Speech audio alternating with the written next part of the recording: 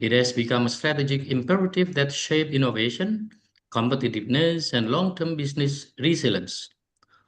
Through this conference, I sincerely hope that we can exchange ideas, share best practices, and build meaningful academic collaboration across countries and disciplines. Universitas Pancasakti Tegal firmly believes that international collaboration is a key driver of academic excellence. Therefore, Universitas Pancasakti Tegal, or UPS, continues to strengthen its commitment to internationalization programs, not only in the field of education, but also in research and community engagement.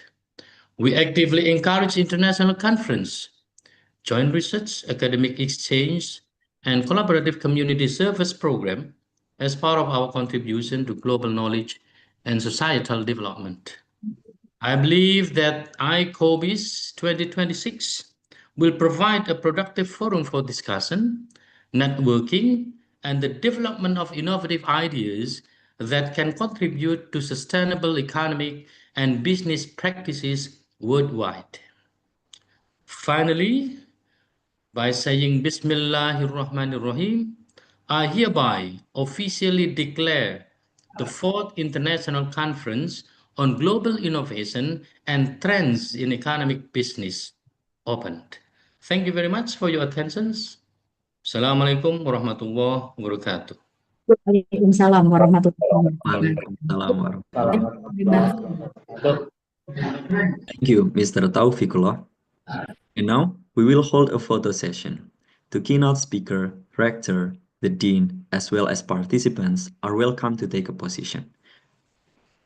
Please open your camera, and under my command, please be prepared. Ready? 1, 2, 3. Again.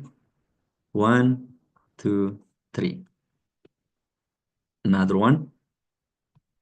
1, 2, 3. All right. Thank you, everyone. We are now continuing our conference to the next agenda, the panel which will be delivered by all the speakers. The seminar will be moderated by Associate Professor Dr. Yoga Prihatin. Mrs. Yoga, time is respectfully yours. Well, thank you so much for the master of ceremony. It is an honor for me for being the moderator today. But before we start, I would like to express my sincere gratitude to our beloved rector, Professor Dr. Taufikullah, who always supports internationalization. So therefore, our university is now one of the excellent universities in Central Java, among the private universities. Anyway, it is an honor again. I would like to introduce you to the first speaker, Ibu Associate Professor Dr. Dewi Indiarsi, MM, AKCA, the Dean of Faculty of Economics and Business, Universitas Pancasakti Tegal, Indonesia. Ibu Dr. Dewi, do we have a short CV that I have to introduce to the audience? Ibu Yanti? Yeah, do I have the short CV of Dr. David to be introduced to the audience? Enough. Okay. Ladies and gentlemen, it is an honor again for me to be the moderator, and I would like to invite our honorable guest speaker today, Ibu Dr. Dewi Indiarsi, Associate Professor Dr. Dewi Indiarsi. Please do. Thank you.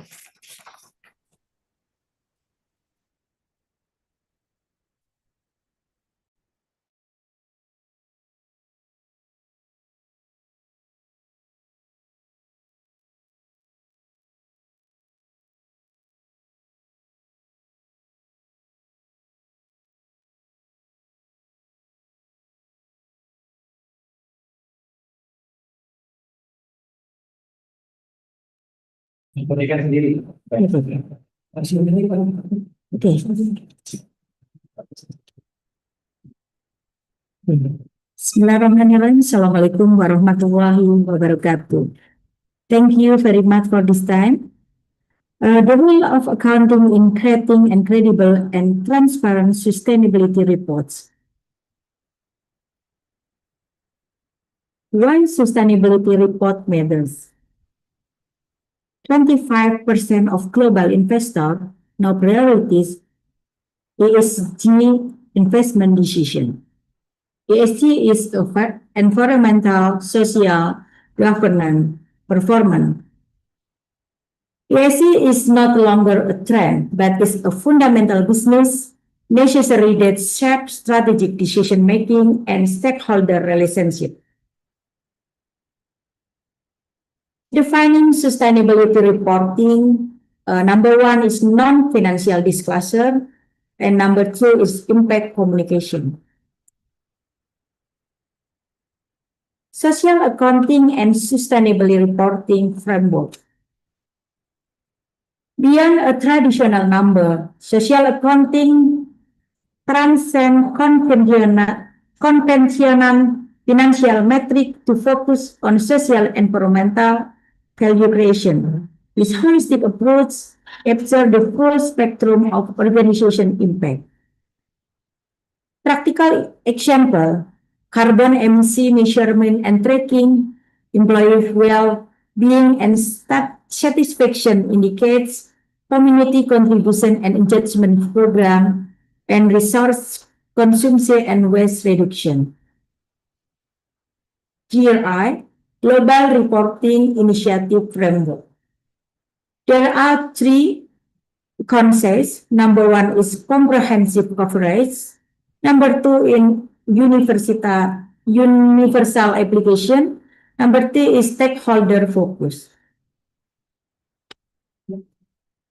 GRI, 10 key, more 10 key organization. But while using GRI standard today sustainability reporting, more than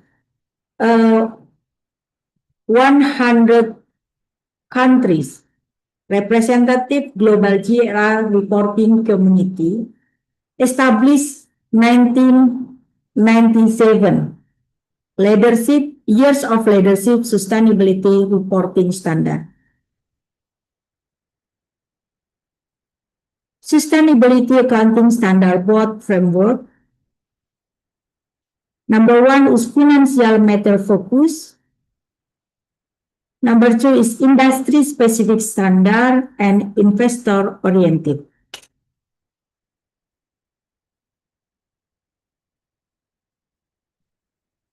SASB and global investor. ASSB standard, investor access sustainability, related risk and opportunity that impact company values. Framework provide the session useful information and connect ESG performance to financial outcomes. ESG and IFRS standard for sustainability disclosure. Consolidating global sustainability standard. Number one is codification mission, standard publication, and global adoption. IFRS S1 and S2, risk and opportunity based standard. In IFRS S1, general requirement, concise is governance structure and process, strategy and business model impact, risk management approaches, metric and target to performance. IFRS S2, climate related focus, concise is physical and transition risk, climate related opportunity, scope 1, 2, 3 emission, climate resilience scenarios. Digital accounting system for sustainability disclosure. In accounting, digital transformation is number one is blockchain technology, number two AI and machine learning, number three is big data analysis. Advantage of digital system. accelerated reporting and audit, exchange data integrity, stakeholder accessibility, continuous improvement. Chapter 5 is compliance and assurance in sustainability reporting. Building stakeholder trust, independent assurance, significant exchange the credibility and reliability of sustainable report, providing stakeholder with confident and disclosed information. The second, reduction information risk. The third-party verification identification, address and material misstatement, data gap, and reporting inconsistent before publication. Number two, driving internal improvement. The assurance process reveals opportunity to strengthen data collection system, internal control, and reporting process. Impact of assurance in investment decision. 73% had investor confidence is assurance ESG report. 45% more likely to attract sustainability investment fund, and 28% improvement ESG rating post assurance.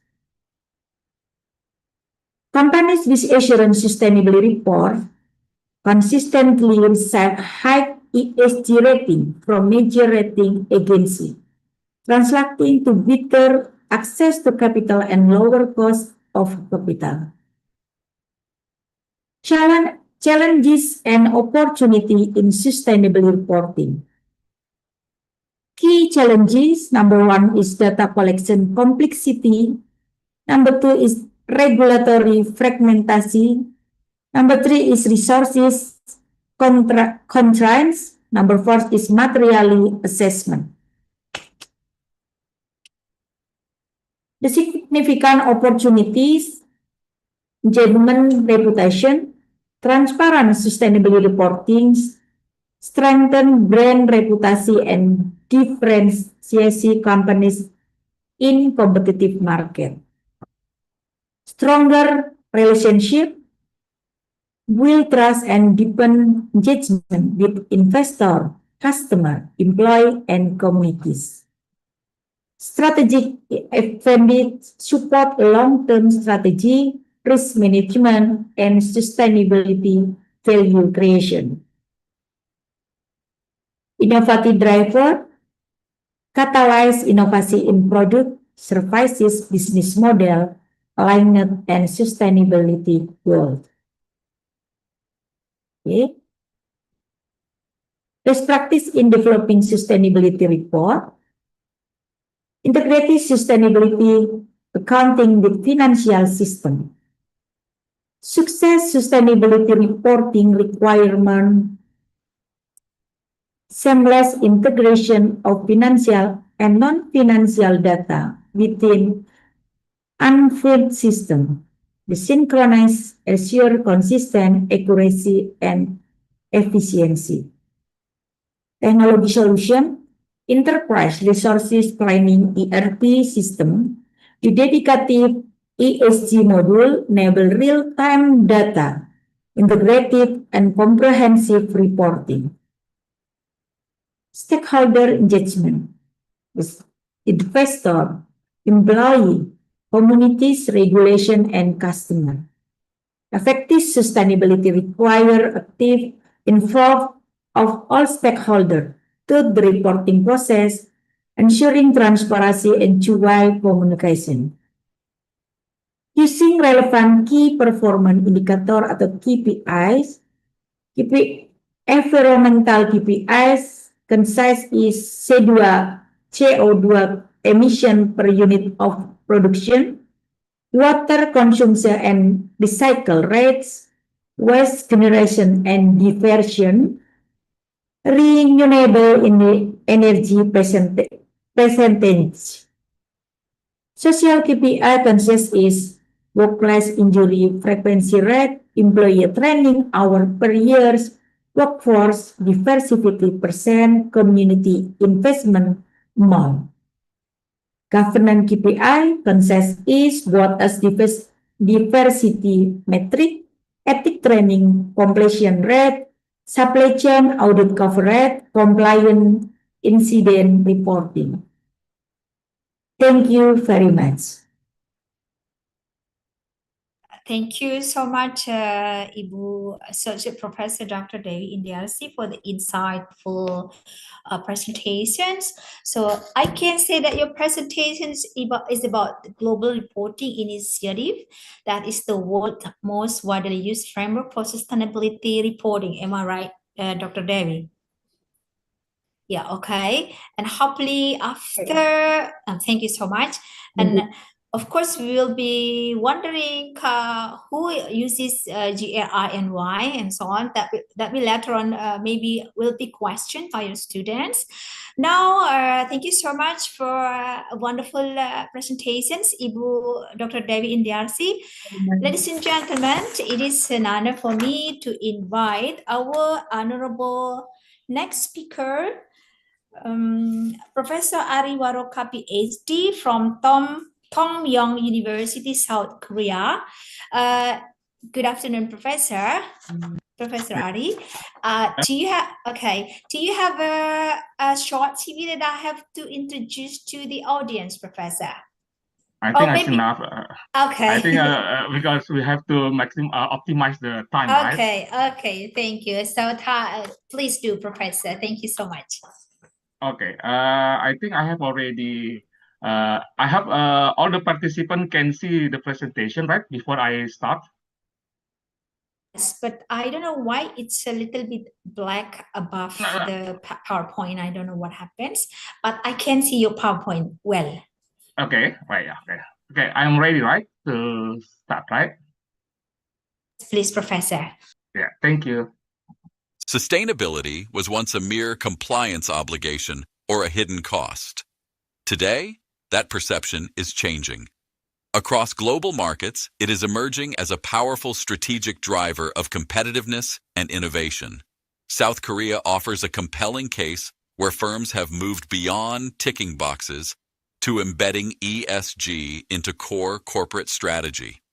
Today, we explore why the Korean experience offers critical lessons.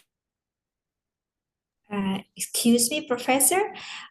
We only see the blank, but we can hear the voices. Investors price. Okay. Oh, We sorry. can see. Yeah, now we can see that. Thank you.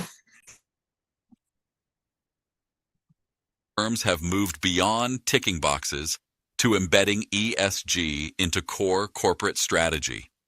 Today, we explore why the Korean experience offers critical lessons for us all. Why now? Because capital markets, regulators, and consumers are finally aligned. Investors price ESG risks into valuations, while consumers reward responsible brands. Firms treating ESG as peripheral face strategic disadvantages. In Korea's export-heavy economy, integrating sustainability is no longer optional. It is a prerequisite for resilience, market access, and long-term financial performance. The evolution unfolds in 3 stages: reactive compliance, risk management, and strategic differentiation. Korean firms are increasingly operating in this 3rd stage. Here, sustainability is an offensive strategy used to outperform competitors, access premium markets, and future-proof business models. This marks a fundamental shift in how global value is created and sustained. South Korea is a unique laboratory for sustainability. Its economy is deeply integrated into global value chains and exposed to intense international regulatory pressures. For Korean firms, sustainability emerged not as a luxury, but as a strategic necessity. Those succeeding are converting these pressures into leverage, proving that responsibility can directly fuel corporate growth. In Korea, regulation acts as a strategic accelerator. Clear ESG guidelines and carbon neutrality roadmaps reduce market uncertainty, allowing firms to plan long-term green investments. Rather than hindering innovation, smart regulation encourages it by providing a stable framework. When policy is predictable, firms can align strategies proactively to capture early mover advantages. The triple bottom line, people, planet, profit, is now a strategic management tool. In Korea, people means talent attraction, planet drives efficiency, and profit reflects long-term value. When aligned, these dimensions reinforce one another. Sustainability is no longer a trade-off, but a multiplier that enhances both social legitimacy and financial performance. Sustainability strengthens classic competitive strategies. It supports cost leadership through resource efficiency and enables differentiation through green innovation. In South Korea, ESG is embedded into strategic planning rather than appended as an afterthought. This integration transforms reporting obligations into a source of sustained advantage, allowing firms to compete on value and values simultaneously. Samsung Electronics demonstrates ESG in action. Their investments in renewable energy and circular manufacturing are strategic, not philanthropic. They directly support operational efficiency and brand value. By reducing resource dependency, Samsung lowers long-term cost volatility. This illustrates that when sustainability is embedded into core operations, it delivers tangible financial returns that strengthen global positioning. Hyundai exemplifies sustainability-driven innovation. Their leadership in electric vehicles and hydrogen mobility is a strategic repositioning for future markets. ESG considerations now shape their R&D priorities and capital allocation. As global demand shifts toward low-carbon transport, Hyundai's proactive investments ensure long-term profitability. Innovation and sustainability are now inseparable drivers of their corporate mission. The link between ESG and financial performance is proven. Sustainable firms enjoy lower costs of capital and improved valuations. In South Korea, ESG-oriented firms attract long-term institutional investors and show greater resilience during market disruptions. Sustainability reduces risk premiums and enhances strategic credibility, key drivers of financial health in today's volatile global economic environment. Capital markets drive this transition. The Korea Exchange has introduced specialized ESG indices, while institutional investors like the National Pension Service integrate ESG into their mandates. Under the Stewardship Code, investors are no longer passive. They demand transparency. For Korean firms, meeting these standards is now a prerequisite for securing capital for future expansion.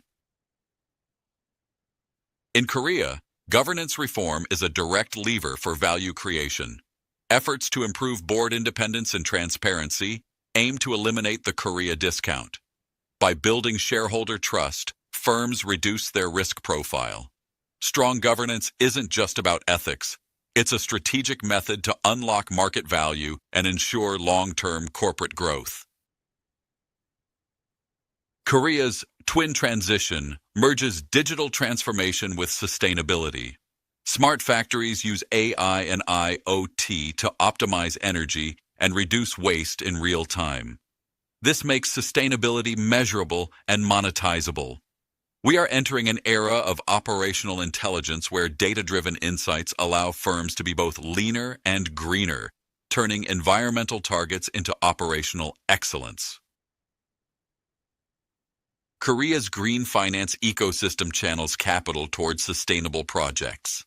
Through green bonds and strategic tax credits, the government reduces the cost of going green. These incentives accelerate ESG integration by making sustainable investments financially attractive. This ensures that environmental responsibility aligns with fiscal health, providing a stable framework for firms to transition business models. Sustainability is vital for SMEs. In Korea, ESG compliance is becoming a license to operate within global supply chains. SMEs adopting these standards gain better access to financing and export markets. In an era of carbon border taxes, being sustainable allows smaller firms to bypass trade barriers. For SMEs, ESG is the ladder that enables them to climb higher in the global value chain. Sustainability is a cornerstone of brand strategy.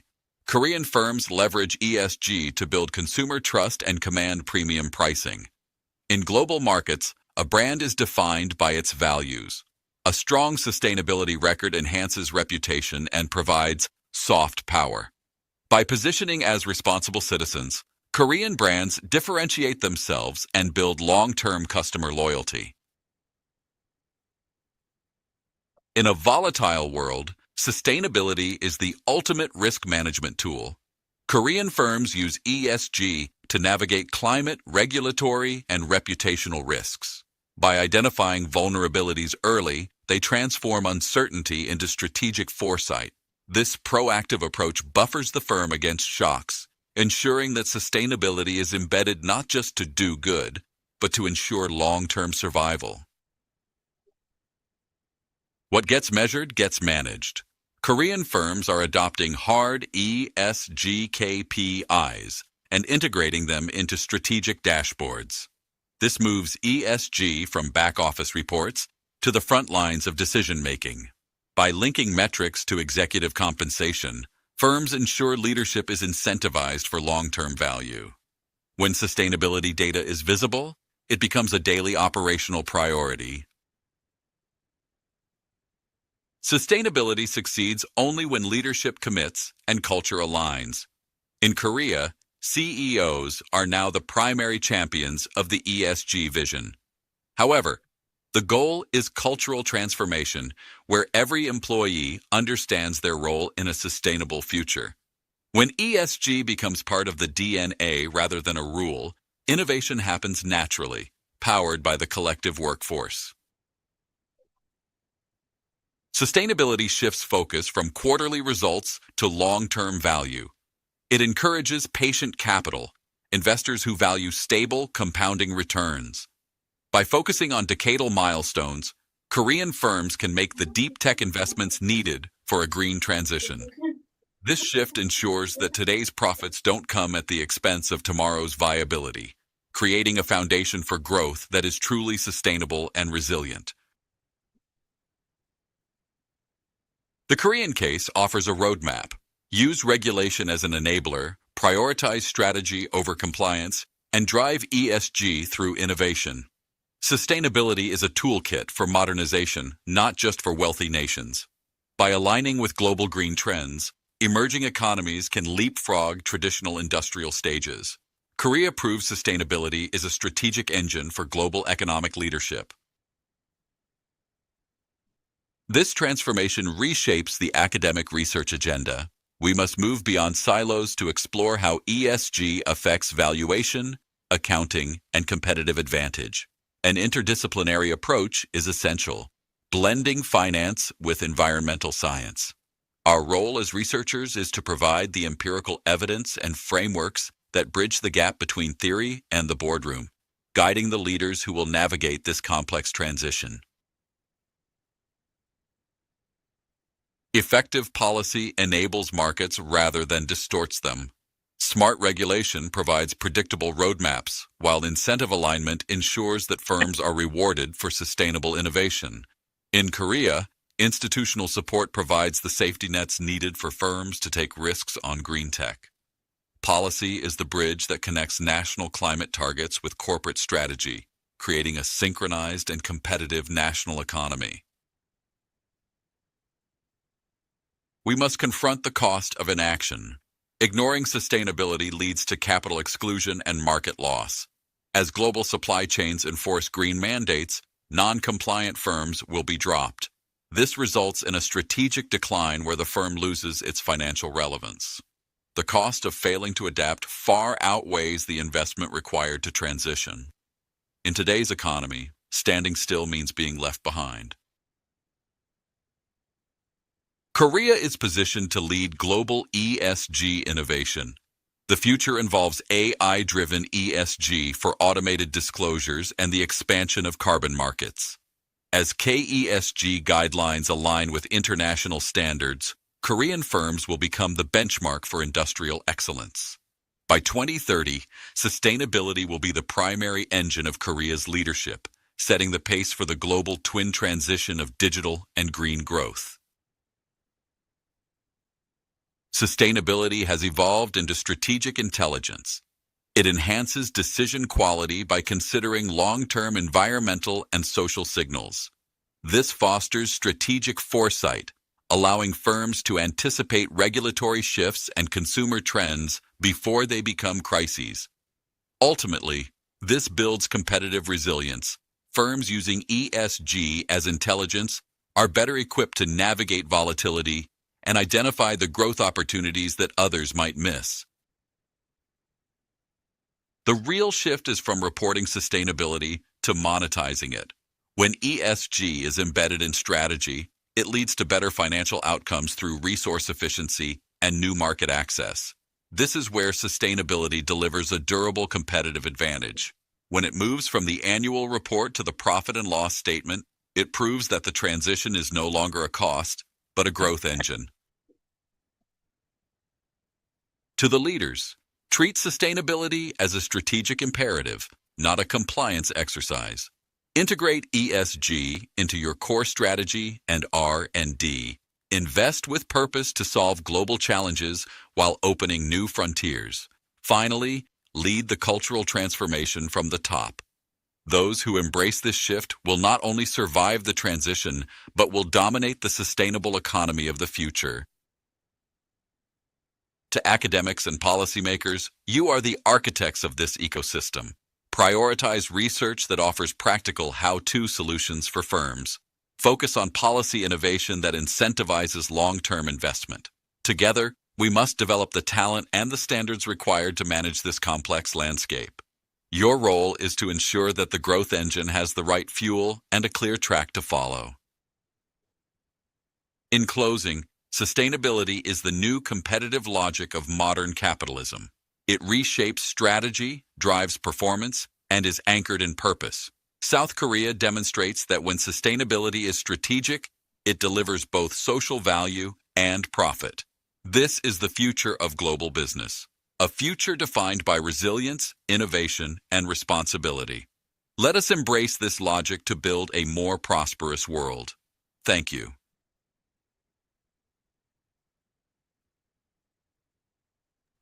Thank you so much, Professor Ari. Would you like to say a short message of the conclusion of your presentations about ESG, environmental, social, and governance, if I'm not mistaken? Yes, actually, the presentation just talk about how we move from compliance to the competitive advantage. How we can use the sustainability, which is reported in our ESG report, becomes our strategic competitiveness. So that's why in this presentation I show some key points, some key examples from Korean companies such as Samsung and Hyundai. Yeah. That's all. Okay, thank you so much. Yeah, I can see that from your presentation that Hyundai and Samsung is maybe the leaders in the leaders company in how we move from compliance to the competitive advantage. How we can use the sustainability, which is reported in our ESG report, becomes our strategic competitiveness. So that's why in this presentation. Yeah, thank you so much. Thank you so much, Professor Ari. And I think I also have so many questions for you but later after next presenter about why South Korea is the leader in Asia for the ESG report. But later on. Well, thank you so much, Professor Ari. Ibu Yanti, can I have Professor Ari? So because I have not introduced him just for a minute, maybe a seconds, please. Thank you. It's an honor for me to know more about Professor Ari. Ibu Yanti, the operator, please. Could you show in the screen so everyone here will see a very short CV of Professor Ari? Bu Yanti, sudah bisa ditampilkan? Okay, or maybe I have to read. Okay, Ari Waroka, Department Global Business, Office Building, 11, room 303, font. Okay, I don't want to read the font. That's private. Position is he's a professor. Responsibility is to know more about Professor Ari. Ibu Yanti, the operator, please. Could you show in the screen so everyone here will see a very short CV of Professor Ari? Bu Yanti, sudah bisa ditampilkan? Yeah, okay. Or maybe I have to read. Okay. Yeah, it's I don't know why the voice is echoing. Responsibility, global business, education, PhD in corporate finance with Summa. It is a summer or Summa. I don't know how to pronounce. Cum laude, Universidad Autónoma de Madrid. Thank you so much, Professor Ari. It's an honor for me to meet you today. Thank you. Thank you so much. And ladies and gentlemen, it is an honor for me to invite our honorable guest speaker, Assistant Professor Dr. Gulmisal Akale Selebi. Correct me if my pronunciation is wrong, Professor. Before we start the presentation, I would like to introduce Professor Gulmisal. Buyanti, could you please help me for her short CV, please? I will read for about 50 seconds.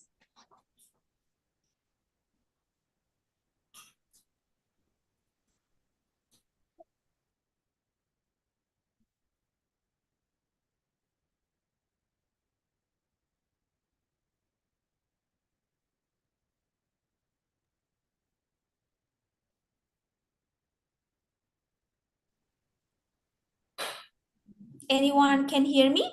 Excuse me.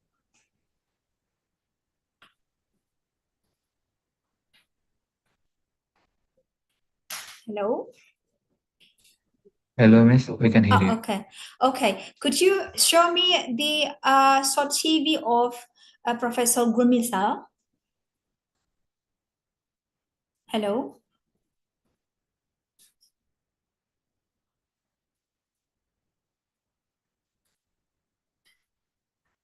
I can present myself and maybe talk about a little bit about my CV if you want to. Oh, okay, okay. Easier for you. Excuse me. It's already.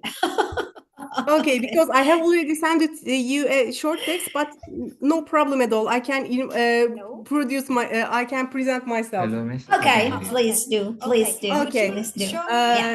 First of all, it's such an honor to be with you, and thank you so much for the opportunity. I'm Gülmisal Akkale Çelebi. I'm working as a law professor at Karabük University. It's based in Turkey.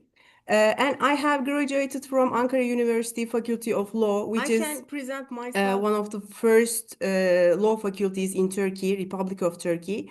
And then I had my master's degree in Ankara as well. And then for my PhD studies, I visited Germany. And in Germany, I decided to have my second master's degree at Technical University of Berlin. And it was on energy law and international energy law. And that's the point when I started to work and interested in sustainability in the first place. And then I have completed my PhD. Last year, I was in Ohio State University, Moritz College of Law, as a visiting scholar. And I have completed studies like on ADR and business and company law, not directly in sustainability, but mostly they are touching themselves somehow. And for today, when I saw your invitation coming from our rectorship, I was really excited because last November I was visiting Berlin Technical University again, my one of old schools. And there was a seminar series called Green Economy, Sustainability, Entrepreneurship, and Startups. And for a whole week, we visited new startups. And in the center of the startups, it was always sustainability and how they embed the regulations, EU regulations in their companies. And it was such an privilege for me to see in the place how this sustainability affects companies in the first place. And of course, let's start with the presentation. Of course, I will keep it short, because being as a candidate state of European Union, Green Deal and European Union regulations and policies always affects Turkey's policies on energy and sustainability. And as you know, EU is the driving the rabbit of the sustainability issues. So that's why we are trying to make this regulation in our internal regulations as a part of our law regulations. So let's start with my speech and what is my purpose and scope. And sorry for that, I'm such an old school. I have my notes. I don't have AI helps for me because I'm still a little bit, as I told you before, I'm such an old school. I love writing my hands with my hands and telling you my story right into looking with your eyes. Thank you so much for that. And I had a word, Selamat Pagi, if I'm correct. Yeah, okay, let's start with the opening remarks. As a law professor working in Turkey, it's a jurisdiction that stands as the crossroad of civil law tradition and emerging stands at the crossroad of emerging markets realities and increasing alignment with global sustainability and corporate governance standards. My aim is today is to threefold to explain how business leadership commitments are increasingly translated into enforceable accountability under Turkish law. And then we will take a quick look to examine how sustainability is embedded in corporate governance structures, not merely as a voluntary ideal, but a legal and institutional expectations, because we are trying to force companies to become sustainable, and to analyze fiduciary duties from a Turkish business law perspective, particularly how they are evolving in response to environmental and social and governance ESG concerns. We are trying to make them push, and we are trying to make them a little bit volunteer to become a part of these ESG standards. I mean, the companies, of course, because the changing nature of the business leadership, as you know, traditionally, business leaders were evolved primarily on financial performances, not for environmental performances. But today, this paradigm is a little bit shifted. And in Turkey, as many jurisdictions, corporate leaders increasingly make public commitments on environmental protection, human rights and labor standards, anti-corruption, climate transition, and sustainability reporting. What is crucial, however, is that these commitments are no longer purely rhetorical. They are in their in the law and the regulation. And under Turkish law, once a commitment is embedded in a corporate policy or strategy or a disclosure, it may be legally relevant because it will be binding, of course.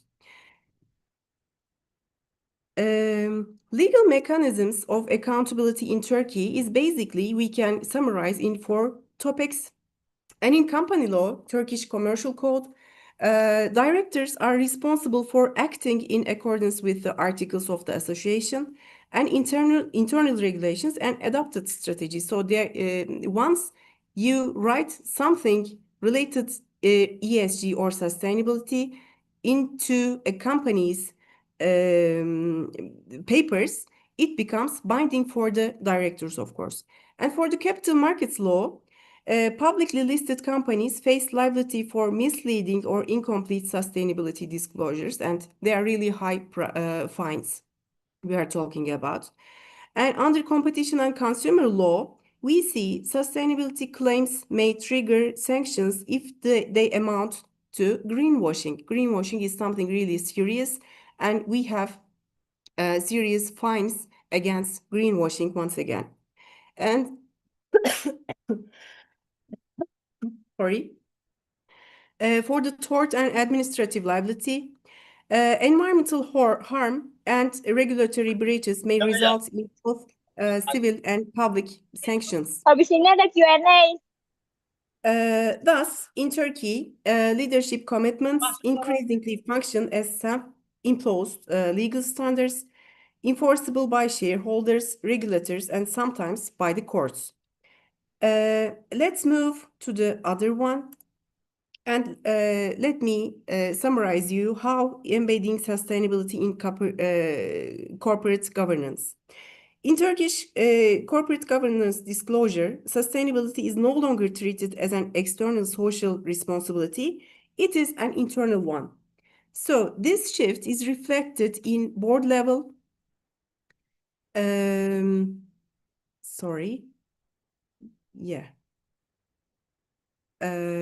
it's in board level because they will be responsible for the risk management, integration of the ESG criteria in corporate strategy, and mandatory and voluntary sustainability reporting frameworks.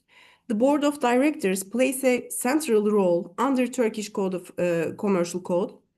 Principles, the board is responsible for strategic management, internal control systems, identification, risk identification especially, including long-term and non-financial risks, and climate risk, supply chain, vulnerability, and social instability are now understood as business risks, not merely as ethical concerns. As you can see, we are trying to shift them from ethical concerns to binding regulatory issues. And we are trying to make it by soft law instruments. But how? Turkey provides a strong example of how soft law instruments influence corporate behavior.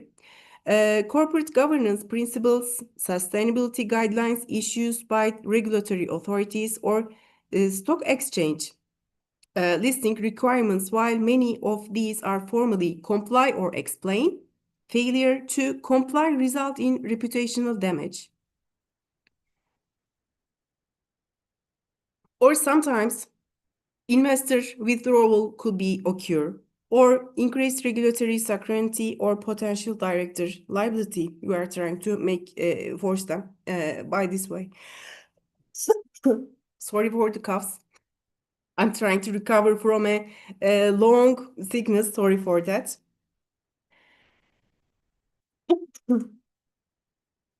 And we are trying to use soft law with hard facts. So these comply or explain mechanisms are more forcible for the board of directors in the companies right now. And for the, let's Aku me talk enggak, about a Mbak. little bit about Mbak fiduciary langsung duty. keluar. I'm sorry, is there a question or should I move on? I don't think so. You Yeah, have to move on. It's just okay. a problem of the technical problem. Thank you. Okay, no problem at all. Fiduciary duties under Turkish law, we basically topic them in duty of care and duty of loyalty. Duty of care is basically acting prudently and informed and for the company interest, and the duty of loyalty is prioritizing the company's interest over personal or conflicting interests. And traditionally, these duties were interpreted narrowly in financial terms, and this is right now evolving. The best interest of the company is revised, and in contemporary Turkish legal doctrine, the interest of the company is no longer acuted solely with short-term shareholder profit. Instead, it is increasingly includes long-term corporate sustainability, financial resilience, compliance with environmental and social regulations, of course, and preservation of the corporate reputation and trust.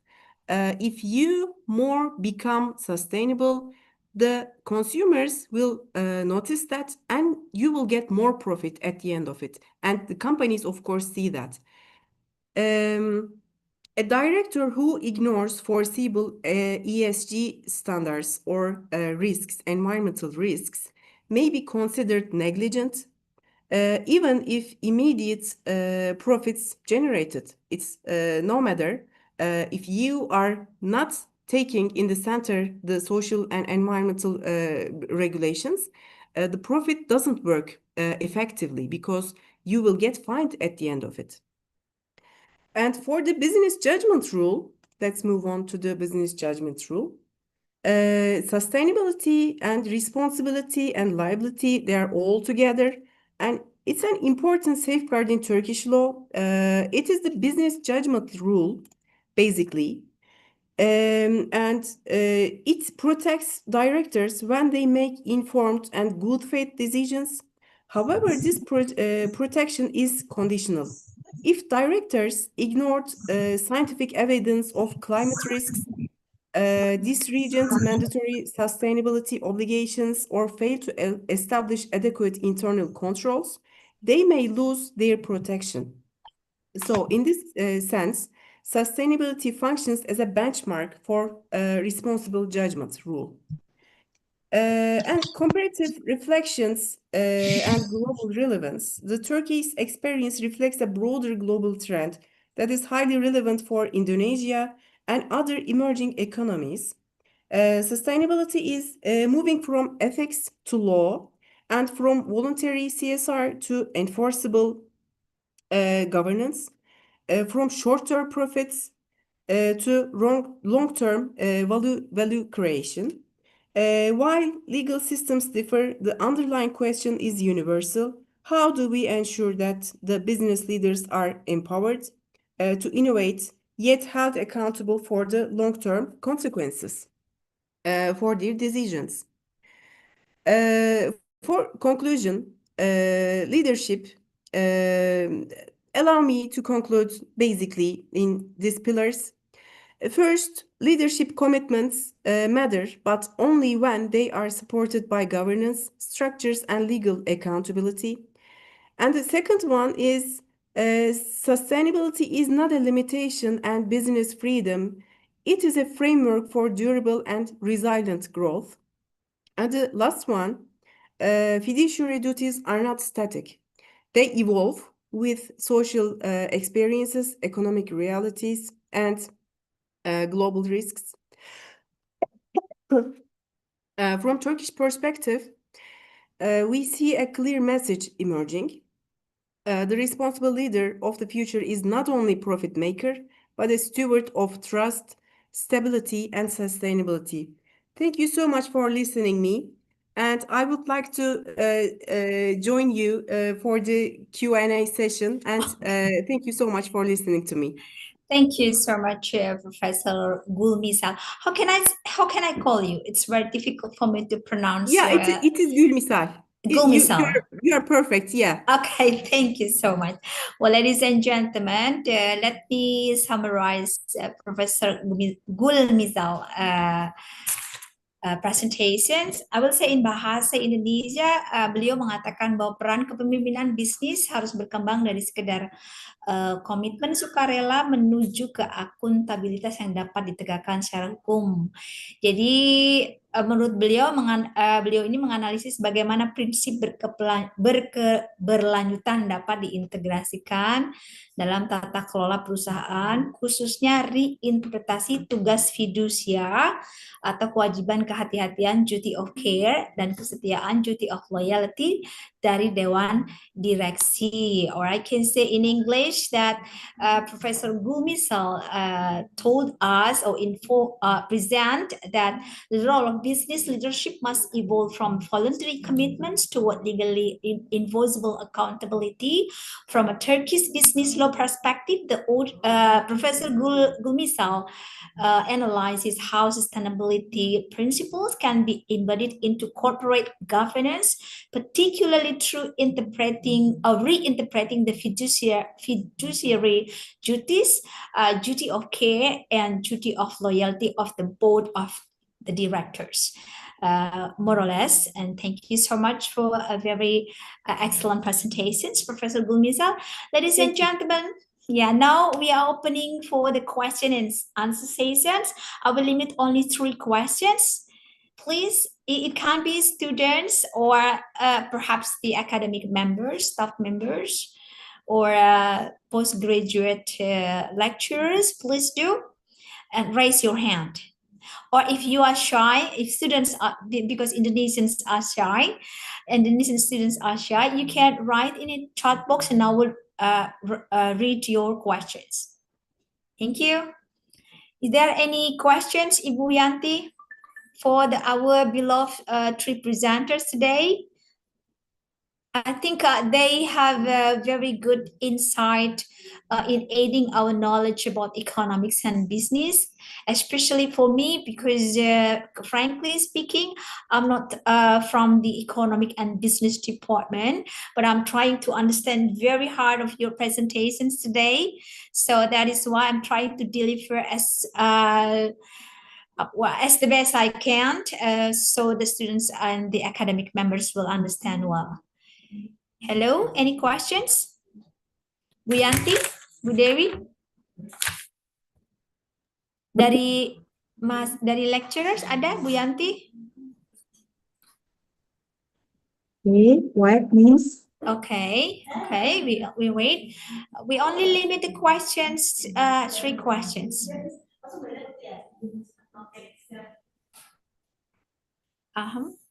So we'll, yeah, we have a very limited time, only 15 minutes. So please use time wisely. Kita gunakan waktunya dengan bijak. 15 menit. Silahkan. Hello, Mr. Yoga. May I Yeah. ask? Yes, please. Operator, please pin. Okay, Operator, silakan dipin operator. Yang bertanya siapa ini? I'm Septa Septa, from okay. Faculty of Economic and Business Okay. from Management. Thank you, Septa. Please do. Yeah. Okay, I want to ask from the presentation from Professor Arif, the trajectory of Korean ASK points toward AI-driven ASG as we move towards more data-driven ASG and smart factories. What are the ethical implications or risks of relying too heavily on algorithms to measure purpose and cultural transformation? Thank you. That's all.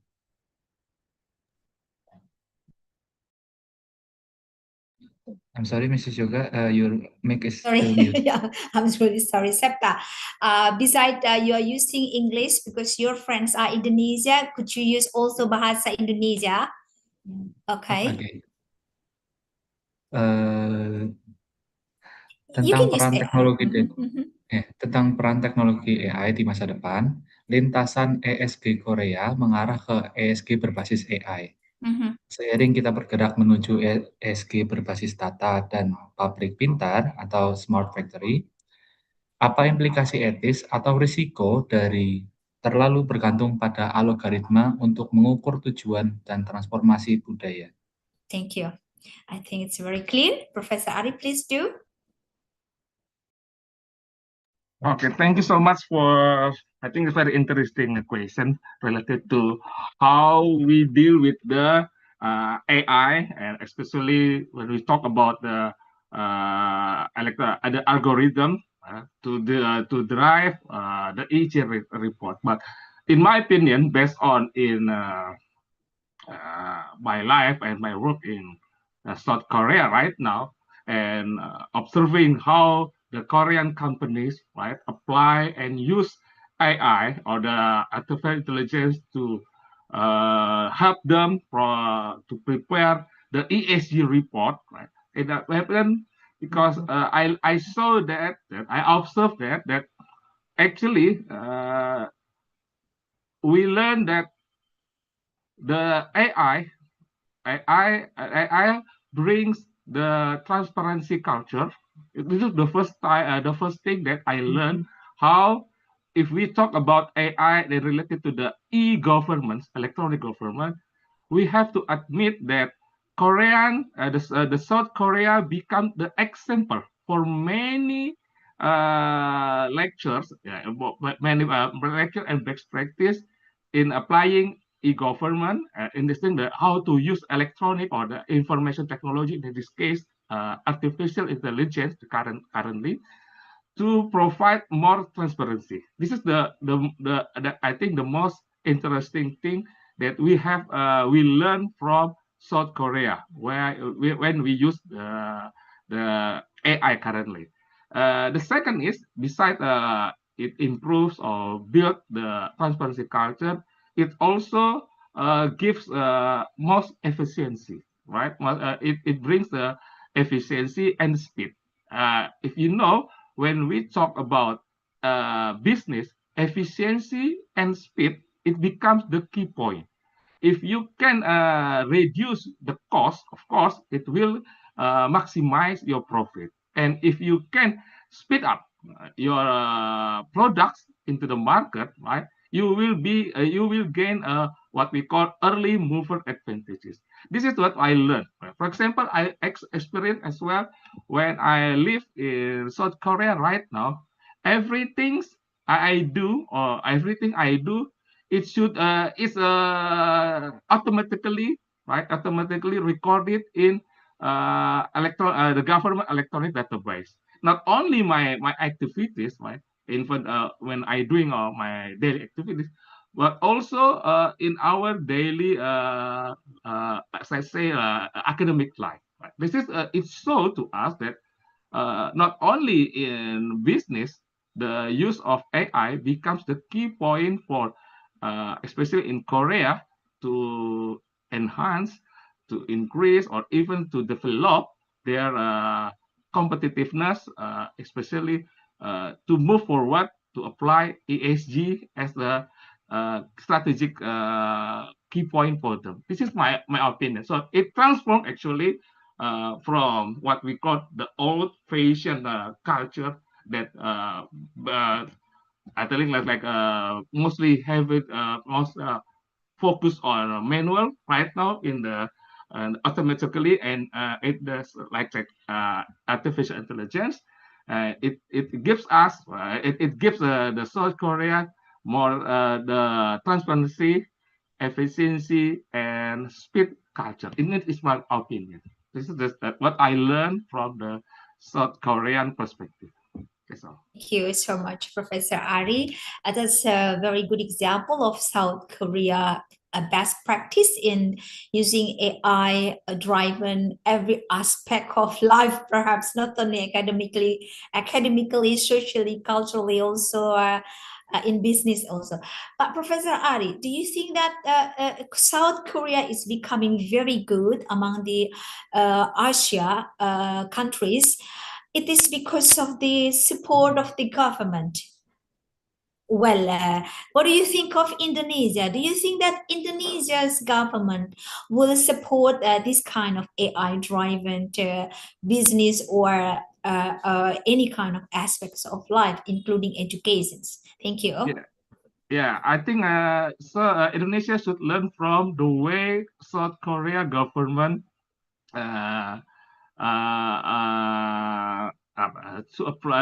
applying their government policy. Because, for example, like this, my former dean, right? My former dean is the permanent, this is the permanent member of the what we call the president, the Korean presidency advisory board, right? He said to me, whoever the South Korean presidents, right, they will stick the same policy. So it means we can learn from our Indonesia government, right?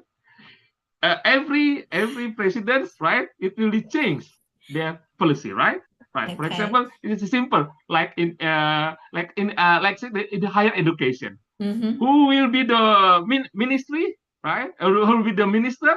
It will change the curriculum, right? But what happened in South Korea, we can assure whoever the president, right? They will stick the same policy. That's why it gives what I learned. It gives a certainty in policy.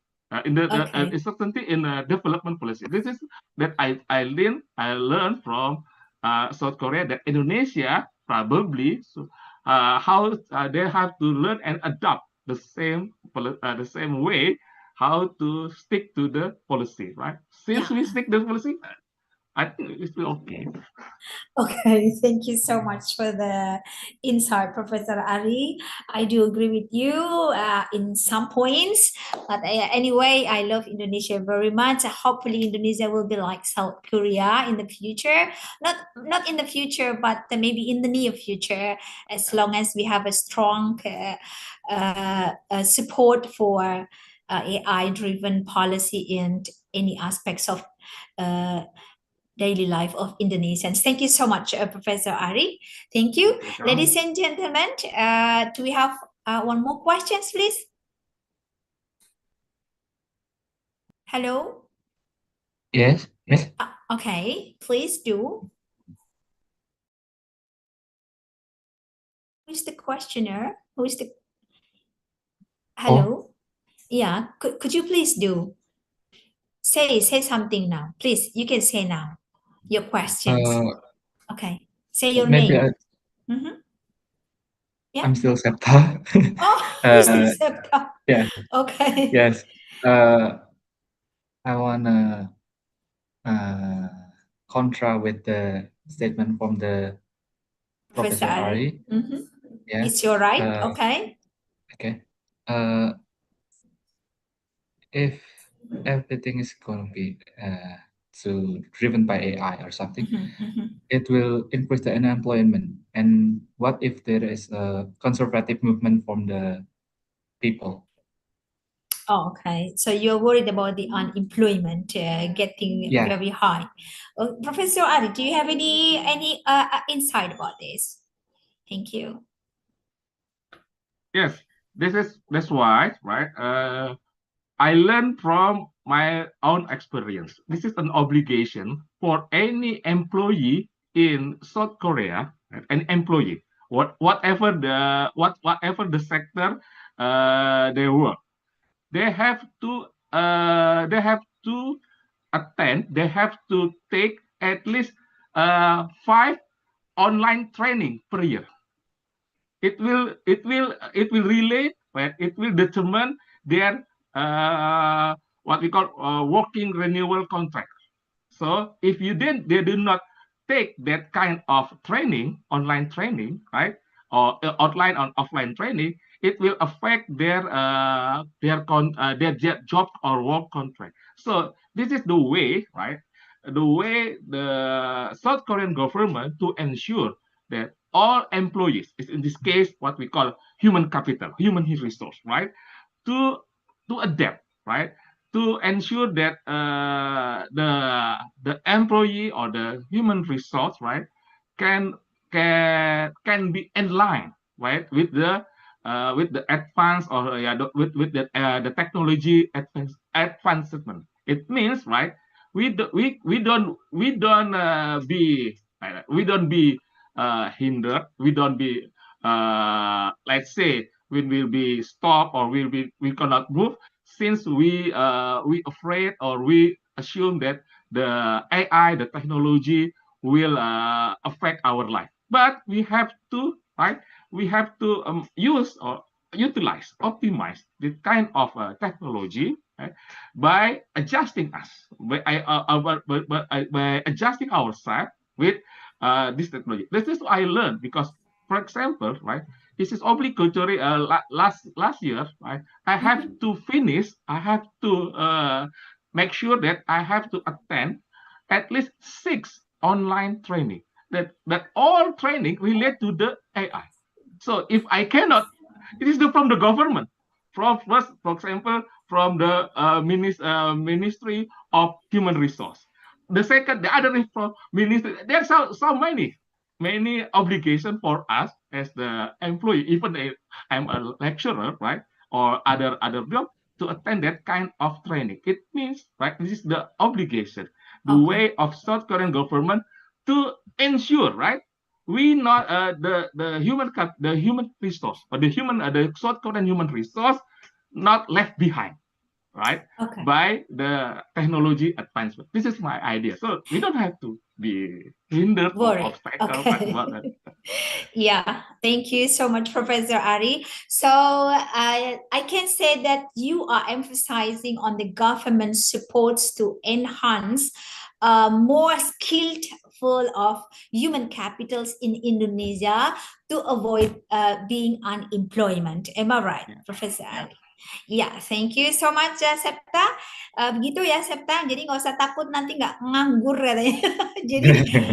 Jadi tugas namanya government, Indonesian's government to provide such trainings for apa namanya ya, adjusting themselves for AI driven lifestyle, or not lifestyle but life aspects like education and so on. Thank you, Professor Ari. Now I give you one more last chance questions. Hello. One last questions, please. Hello, do I have? Before I go to the next. Hello. Yeah, hello, please. Yeah, me? Yeah, yes, yes. Dr. Yoga, please. Yes, please. Yes, Can I please. ask a question? Yes, please. Ibu Yanti, please do.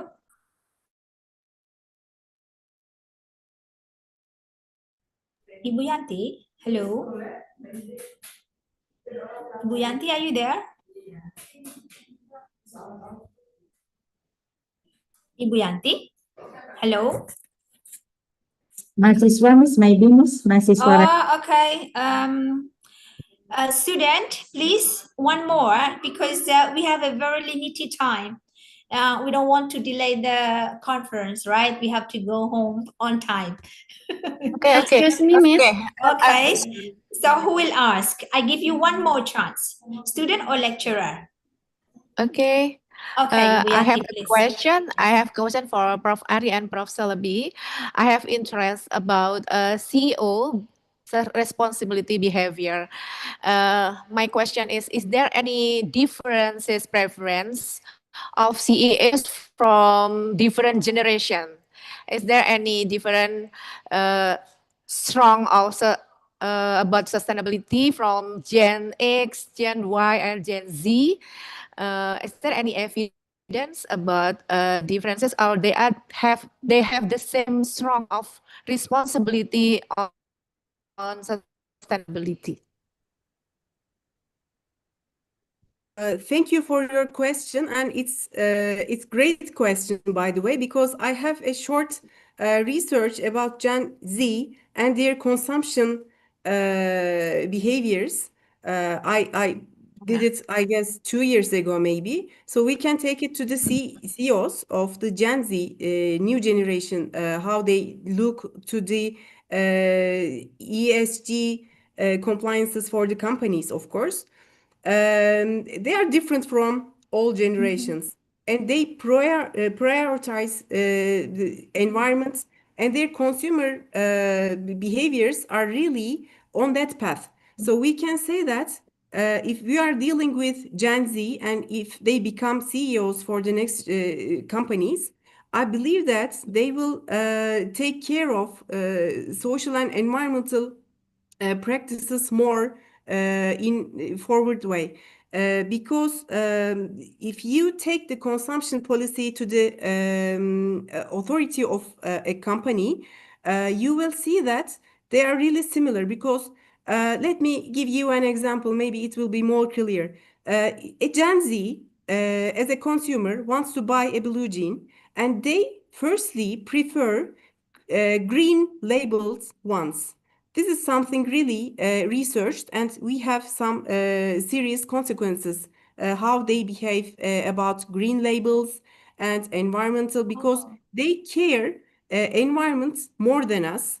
I'm a Gen Y, so I'm an old person, but I, of course, trying to do my best for the next generations. But Gen Z is born into this way, and they are trying to understand, and they are trying to protect the environment, and they get the mentality of the sustainability inborn. They don't learn it because they born in it. They are in it, so in their gut they see that I should consume in that way or buy this kind of green products, so it will be more sustainable future for my generation. Yeah, they think like that. So I believe that your question will be answered because Gen Z has a really different effects and different manners than the older ones. Yeah. Okay. So this is a kind of positive and positive things about Gen Z, yeah. Yeah, And definitely. okay.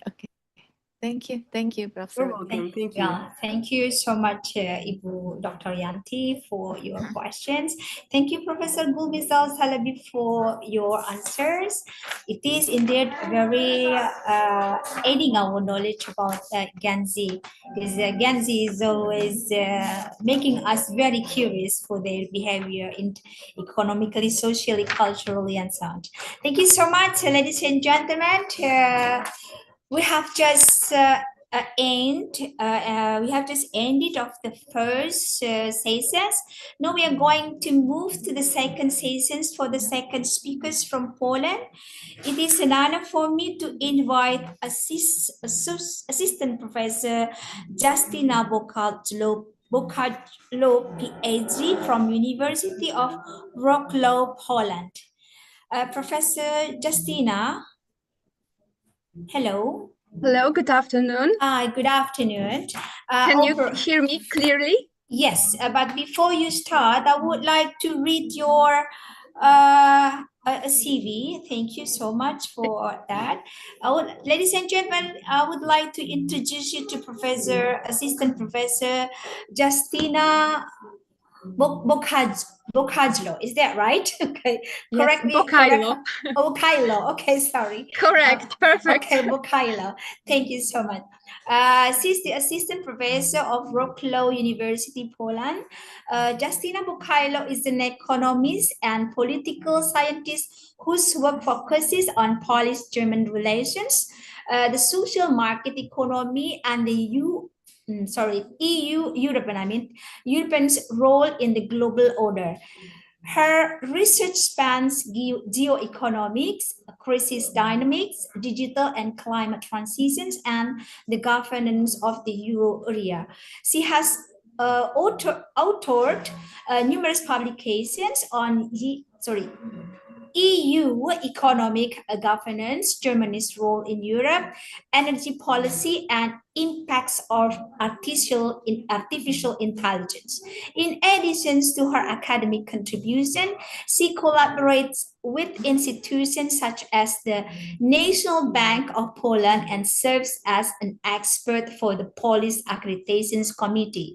Her work has been recognized by the four foundations: the Alexander von Humboldt Foundations, correct me if I'm wrong for the pronunciations, and the Polish Ministry of Education. She holds degree from the University of Wrocław and the Warsaw School of Economics, and has held visiting positions at the universities in Germany, Italy, and Australia.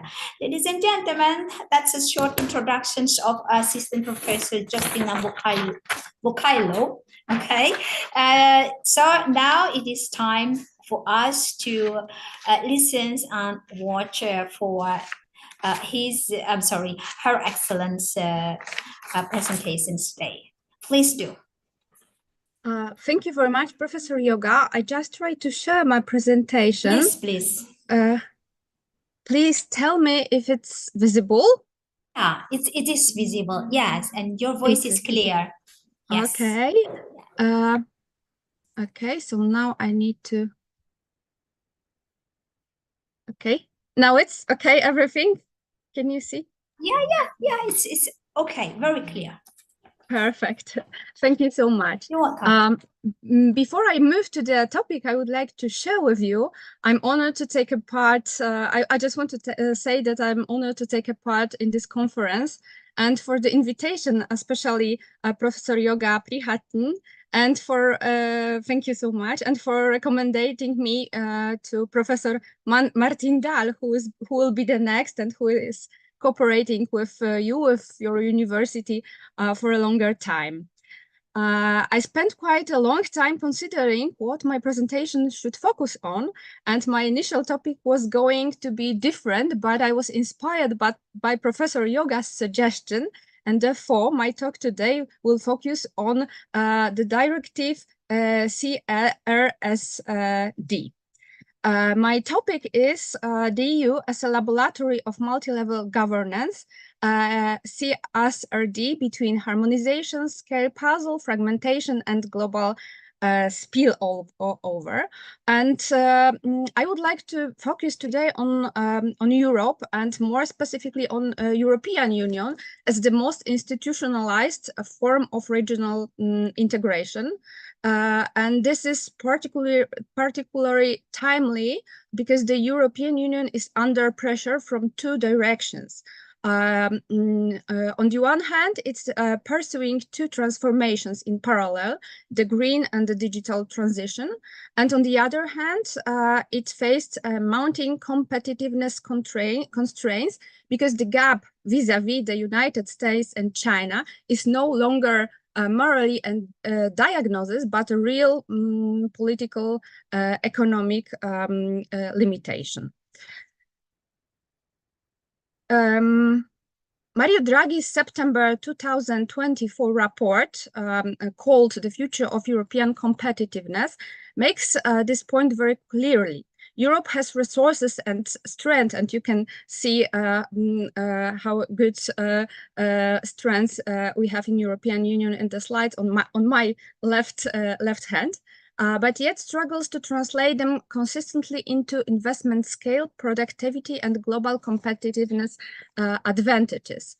What is missing is an effective, standardized European Union level plan that would jointly align decarbonization, digitalization, and competitiveness. This matters even more because we are talking about an economy of enormous scale, 27 member states and more than 450 million citizens, size that in theory should favor standardization and growth through genuinely integrated system-level single market. Yet, this is not full the case. The consequences are visible in the numbers. You can see on my right, your probably left side. Only 4 of the world's 50 largest technology companies are European, and the European Union's share in global venture capital is worth 5% compared to 52% in the United States and 40% in China. A major driver of this is the fragmentation of European market and the weak scale-up pathway. Against this background, the question also arises of the quality of the European market and its sustainability dimension. Today, sustainability is increasingly not only another policy area, but a new type of market infrastructure and political economic ecosystem built on data, definitions, informations, trust, inclusion, also social inclusion, and environmental stewardship. Within this context, my case today is the Corporate Sustainability Reporting Directive, called CSRD, and it's European Union directive that expands and systematizes sustainability reporting obligations for certain categories of firms. Within the CSRD framework, we have European Sustainability Reporting Standards, ESRS called, which specify what should be reported and how. And I analyze CSRD today in a dual way. One way as a policy instrument and at the same time as a formal institution in the sense of new institutional economics, one that reconfigures incentives, transactions cost, and the cost of information and measurement, creates new obligation and in practice shape organization behavior and reporting system. Second, CSRD has an important digital dimension and at the implementation level and generates demand for digital changes. In order to comply with CSRD and ESRS, firms must collect structures and monitoring data such as, for example, emissions, resource use, and exposure to social and environmental risk in a variable and auditable way. In practice, this often entails investment in data management system and the integration of data across value chains. In other words, the digitalization of the firm's enterprises information infrastructure is, to a significant extent, inducted by reporting obligation. And third, from a constructivism approach, CSRD can be seen as a part of European Union's effort to build a standardized governance order aimed to strengthen member states and enterprises' capacities and to development, more sustainable business model and improving the conditions for investment. Throughout this, the European value chain is expected to become more sustainable, which is turn main strength Europeans' position in global value chain. Moreover, standards co-produced the very definitions of risk, materiality, impact, and they help build legitimacy and trust, which are the elements of informal institutions that matter for resilience of European competitiveness. At the same time, we must remember that European Union operates in a multi-level governance systems. That means that rules are designed at the European level, but the real regime, what firms actually face in practice, is shaped by national implementation, transportation, administrative practice, supervision, and so-called national add-ons, like national law and national practice. So the purpose of my argument is therefore to present CSRD as an European formal institution that is by design meant to harmonize, increase comparability, and support sustainability. Yet, in effect, depend on whether under multi-level governance conditions reduced scale barriers and market fragmentation, or whether it actually reinforces fragmentation through cumulative staking. That means compliance costs, collisions, conflict, and variation in national implementation. So on this basis, I formulate the following hypothesis. I forgot to wrote it on the slide, but I try to explain. That on the other hand, the directive CSRD has the potential to create sustainable scale through a standardized and transparent governance order, and by strengthening the digitalization of sustainability reporting process. But on the other hand, this potential can be slowed down or even neutralized by the risk of multi-level layering. EU standards, national transportation, and additional national rules and practice, often described as customization in the scientific literature, customization or gold plating. In such a setting, compliance complexity emerges, functioning like non-tariff barrier. Fixed compliance costs rise, especially burdensome for small and medium enterprises, and firms attempting to scale up, and growing uncertainty weakness incentives to invest in transformative process and innovation. Paradoxically, the instrument designed for harmonization as CSRD may then produce fragmentarization rather than scale. To assess this hypothesis, I analyzed the window of year 2025 and 2026, which is particularly useful for my hypothesis. This is at first the period of practical verification of how CSRD works on the ground, and second, it's also a period of a regulatory and effectively institutional turn. It shows that one of the first wave of reporting becomes active. We observe postponements like a stop the clock, ESRD adjustment, and practical simplification. The European Commission notes that the first companies covered by the directive of CSRD apply the new rules for the 2024 financial year, publishing the report in 2025. This is the point at which the formal institutions begins to materialize cost. This triggers strong political feedback driven by rising compliance cost and the risk of so-called over reporting.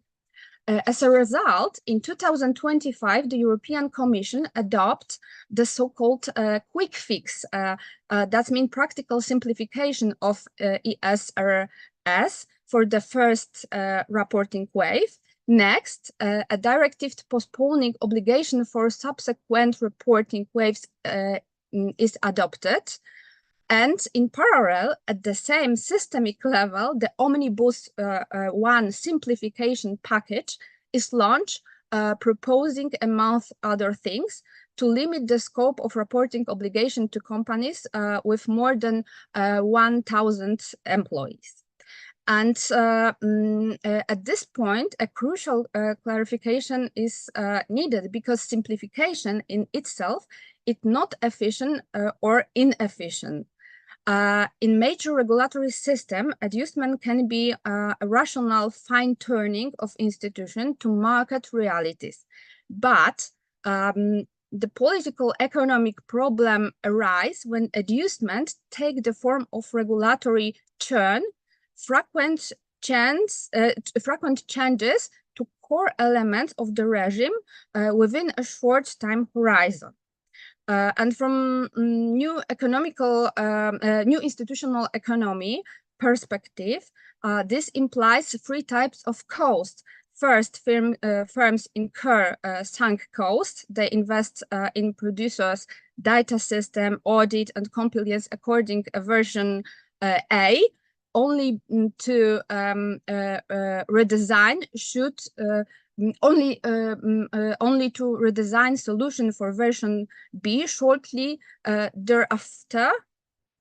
Second, uncertainty about the rules of game increases, acting like a transaction cost. That means a rational response become a wait and see strategy, minimalizing transformative and innovative investment until the final shape of requirements stabilized. And last but not least, adjustment implied a cost of delay. The potential benefits of comparability and market discipline arrive later because the system remains in a traditional phase. Moreover, under multi-level governance conditions, each EU-level changes has an implementation multiplier. It triggers new guidelines, new supervision interpretation, and often national level adjustment. In other words, even a good correction can be costly if it's set of a chain of adoptions across multiple levels. Therefore, from a competitiveness perspective, the key issues is not whether the European Union introduces simplifications, but whether this adjustment quickly stabilized the regime, or whether they enrich a circle of ambition, cost, correction, uncertainty, and delayed investment. To conclude, I would like to highlight a few, five actually, key takeaways. First, as CSRD is a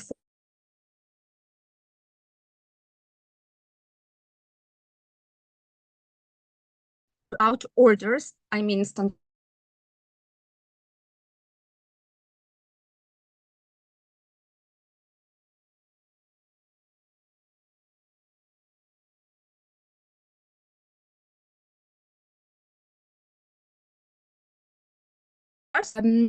where it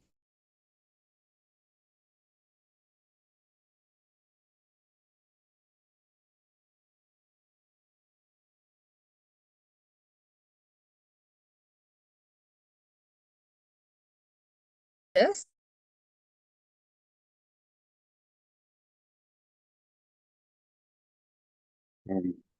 Sorry, can you hear Justina? Because I cannot hear. Yeah, I think the problem is from her side. With connection, okay. Yes. Thank you. We are waiting for Professor Justina back to the Zoom, or maybe I will text her.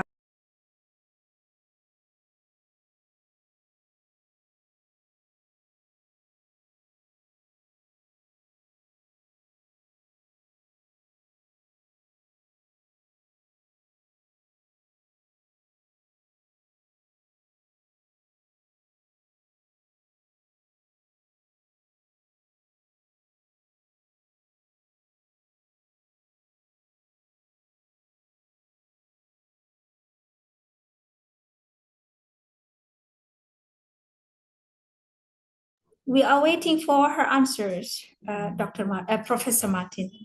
Sorry. What kind of answers? She has not finished yet. Are we waiting for her, or are we going directly to your presentations? Let us wait maybe 1 minute, yes, and then we'll see if it's how is with the connection is. So I'm ready to start anytime, yes. Yeah, okay. We're waiting for her.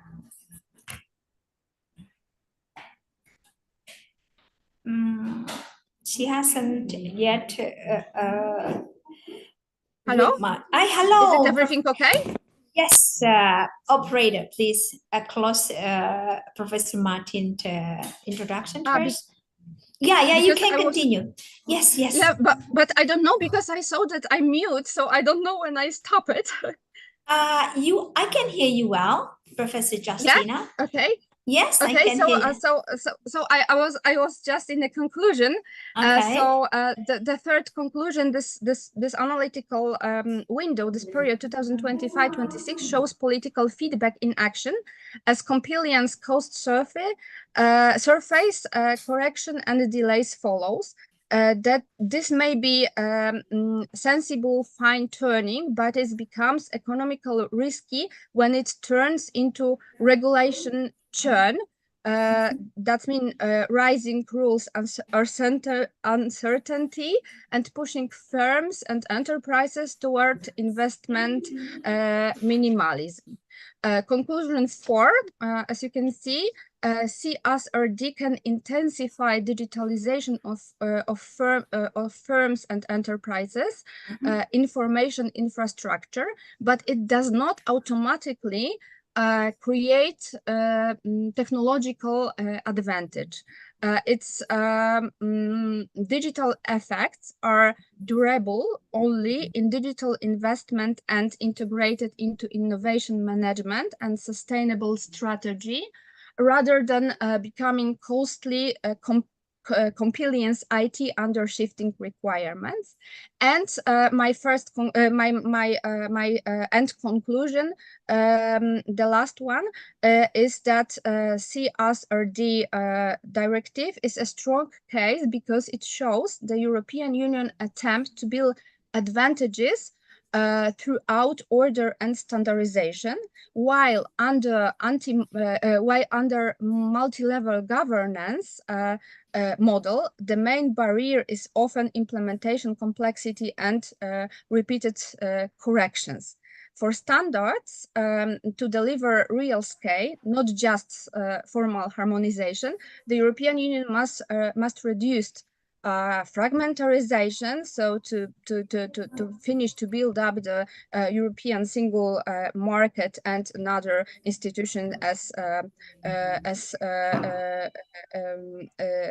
for example finish the financial market, limit the implementation multiplier, and stabilize the rules so harmonizing institutions support long-term competitiveness. Thank you very much for your attention. This is all what I want to show you on the example of European Union. Thank you so much, Professor Justina Bukhailo, for your wonderful presentations today. Ladies and gentlemen, I would like to correct me if I'm wrong, Professor Justina, for the conclusion or the short summary of your presentations. Your presentations is analyzing the European Corporate Sustainability Reporting Directives as a laboratory of multi-level governance designed to create a harmonized and comparable sustainability reporting standards across the economic law. While the CSRD holds the potential to boost European competitiveness by attracting sustainable investment and integrating value chains, its implementations faces the risk of fragmentations due to the national adaptations across 27 member states, scalability challenges for SMEs, and a dangerous cycle of regulatory change, where high compliance costs trigger political pressures, leading to repeated rule revisions. This is in turn creates uncertainty, imposes a digital burdens on firms, and fosters a wait and see attitude among investors, ultimately undermining the policy's original goals of creating a stable and transparent, sustainable market. And I can say in Bahasa Indonesia for the students who do not understand English, that the presentasi ini menganalisis tentang direktif laporan keberlanjutan perusahaan CSRD di Uni Eropa sebagai sebuah laboratorium tata kelola multi-level yang bertujuan menciptakan standar pelaporan keberlanjutan yang harmonis dan dapat diperbandingkan di seluruh blok ekonomi. Meskipun CSRD berpotensi meningkatkan daya saing Uni Eropa dengan menarik investasi berkelanjutan dan mengintegrasikan rantai nilai, implementasinya menghadapi risiko fragmentasi karena adaptasi nasional di 27 negara anggota. Jadi kira-kira seperti itu ya adik-adik. Thank you so much. And Professor Justina, you may interrupting if my summary is not correct. Thank you for wonderful presentation. It was perfectly correct. Thank you so much. Thank you, Professor Justina. Ladies and gentlemen, now it's an honor for me to invite our next honorable guest speaker, Professor Martin Dahl, PhD, Dean of Faculty of Economics and Management, Lazarski University, Poland. Professor Martin. But before we start, I would like to read a short introductions of Professor Martin. Just a moment. Correct me if I am maybe not really completed in making your short CV, Professor Martin. Let me read. Bisa digedein nggak sih, Mas? Kecil banget, orang nggak bisa lihat. Well, Professor Martin Dahl, Dean Faculty of Economics and Management, Lazarski University, Warsaw, Poland. Professor Martin Dahl is the Dean of the Faculty of Economic and Management at Lazarski University in Warsaw, Poland. He holds a PhD in political science, and his academic expertise spans economic policy, political economy, and the history of economics thought. Professor Dahl is actively engaged in international academic collaborations and research with a particular focus on the European Green Deal, sustainable development, ordoliberalism, and the social market economy. He leads several international and European Union funded projects, including Jane Monnet modules, and regularly participates in conferences, seminars, and joint research initiatives across Europe and Asia.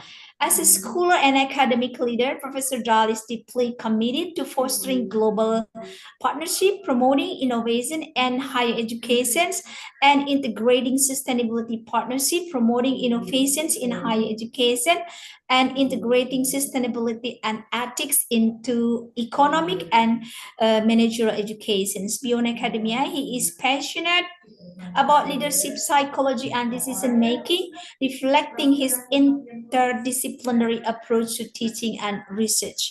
Thank you so much. That's the short introduction about Professor Martin Dahl. And operator, would you help Professor Martin Dahl presentations, please? Operator, please. Buyanti, could you help me?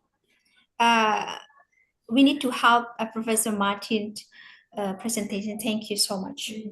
And yes, yes, this one, right? No, it's an article, so it's not in my presentation. But this is what you'll send to me. Could you send to me, please? Okay, so one moment, I will send you.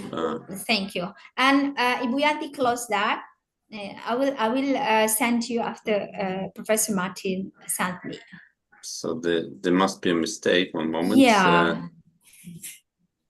Just a moment. So this is what you sent exactly to me. Yeah. I got it. I think this is the SD keynote speech, right? Okay. You know, yeah. Okay. Exactly I got it. So yeah, sorry. I send you once again. Yes. Don't worry. Yes. Thank you. Before you run the presentation, I would like as well to thank you for the invitation. Yes, and for the cooperation, because I'm not in Poland right now. Yes, I'm. Yesterday I talked to our common friend, Professor Amina Taurabi from Morocco University. Greetings from her. Yes, and we were discussing about creating a bigger consortium of research activities between Indonesian and Moroccans, Polish people. Yes, and maybe somebody else. Yes. So there are some ideas. And thank you for your cooperation. Yes, so I think we can do some amazing things in the future. Yes, so sure. Okay. An honor for us. So we can go together to Morocco or to do something there, perhaps, because we are planning with the ELM Kolkata, India. Also, the last time that we visited in Vietnam, that we're also going to Morocco for some cooperations with universities there, and maybe I can talk to Dr. Amina, one of them. Well, Professor Martin. For sure, yes. So yes. Okay, so you already have. So I will just tell you when to switch to the next slide. Yes, so we can start. So. Dear ladies and gentlemen, dear colleagues, yes, and friends, yes, thank you once again for the invitation and for your hospitality in Indonesia, even if it's online. It's a great privilege for me once again to join you as a speaker. Yes, today I would like to speak about a topic that sits at the intersection of finance, strategy, and corporate governance. How ESG rating systems can encourage corporate accountability, and what this looks like from a business perspective in Poland, a European Union member state which a dynamic capital market and rapidly evolving sustainability, regulatory, and environment. So starting, why? So if you can move to the next to the third slide, please. Oh, Exactly. Why ESG ratings become business critical. For many years, ESG was treated as an add-on, a CSR report, a philanthropy program, a marketing campaign. That phase is ending for one reason. Risk and accountability have moved into the core of the business models. Three forces drove this change in Poland, very similar to what we see globally. The first one is investors and lenders increasingly price sustainability risk, transaction risk, regulatory risk, supply chain risk, and reputation risk. The second is the European regulatory ecosystem is rapidly expanding corporate sustainability reporting and due diligence requirements, including CSRD reporting and broader accountability expectations. The EU's Corporate Sustainability Due Diligence Directive entered into force on 25 July 2024. Yes, and the third, consumers, employees, and business partners are more sensitive to credibility. They increasingly reward consistency and punish green washing. Now, in this reality, companies need signals to communicate performance, and investors need comparability to allocate capital. This is where ESG rating system entered the mainstream. Yes. And going to the point, what ESG ratings really are. From a business perspective, we should be honest, ESG ratings are not a perfect measure of doing good. They are often closer to a measure of exposure plus management of ESG risk, sometimes mixed with impact assessment. And they are not all measuring the same thing. This is why the same company can receive very different scores from different rating providers. But here's the key point for corporate accountability. Even imperfect ratings can create accountability because they shape incentives. If a company's ESG profile affects access to financing, cost of debt, investors' inclusion or exclusion, index membership, or partner selection in value chains, the rating becomes a governance pressure of soft enforcement that works through markets. Going to the Polish context, how accountability pressure is growing, and please move to the next slide, the slide number 4. If you can change the slide, please. It's the next one. Okay, so I will go forward, yes, and if you will change the slide. Let me bring this to Poland. Poland is an EU economy with a large manufacturing base and energy transition challenge, strong banking and insurance sectors, and a developed stock exchange, the Warsaw Stock Exchange. A very visible example of market-driven accountability is the Warsaw Stock Exchange ESG Index on the stock exchange. This Warsaw Stock Exchange announced the launch of this index, which publication started in September 2019, covering major listed companies and adjusting weights using ESG ratings and corporate governance practices. Why does an index matter? Because index inclusion influence passive investment flows, visibility to international investors, prestige, and directly the internal KPI systems inside corporations. Yes. Poland has transformed the CSRD into national law through amendment signed in December 2024, meaning sustainability reporting obligations accelerated for many firms. At the EU level, the CSRD framework phases in which the first reports due in 2025 for companies previously under the order of NFRD regime. So in Poland, corporate accountability is growing through two engine systems. The first is regulation, and the second one is markets. Yes, and let's go to the next slide. Another one. Okay, the fifth. How ESG ratings encourage accountability in practice? There are several mechanisms that are allowing to implement this in practice. The first one is they make sustainability auditable in management terms. Businesses act on what can be measured, compared, and reported. ESG ratings convert complex issues, emissions, board independence into structured indicators the boards can discuss. Even if the ratings methodology is imperfect, it pushes firms to create data ownership, assign responsibilities, implement controls, and build a narrative consistent with evidence. In Poland, this is particularly important because many companies historically treated ESG data as scattered across departments. Ratings push internal audits. The second mechanism, they affect cost of capital and access to financing. For many firms, accountability becomes real when the CFO feels it.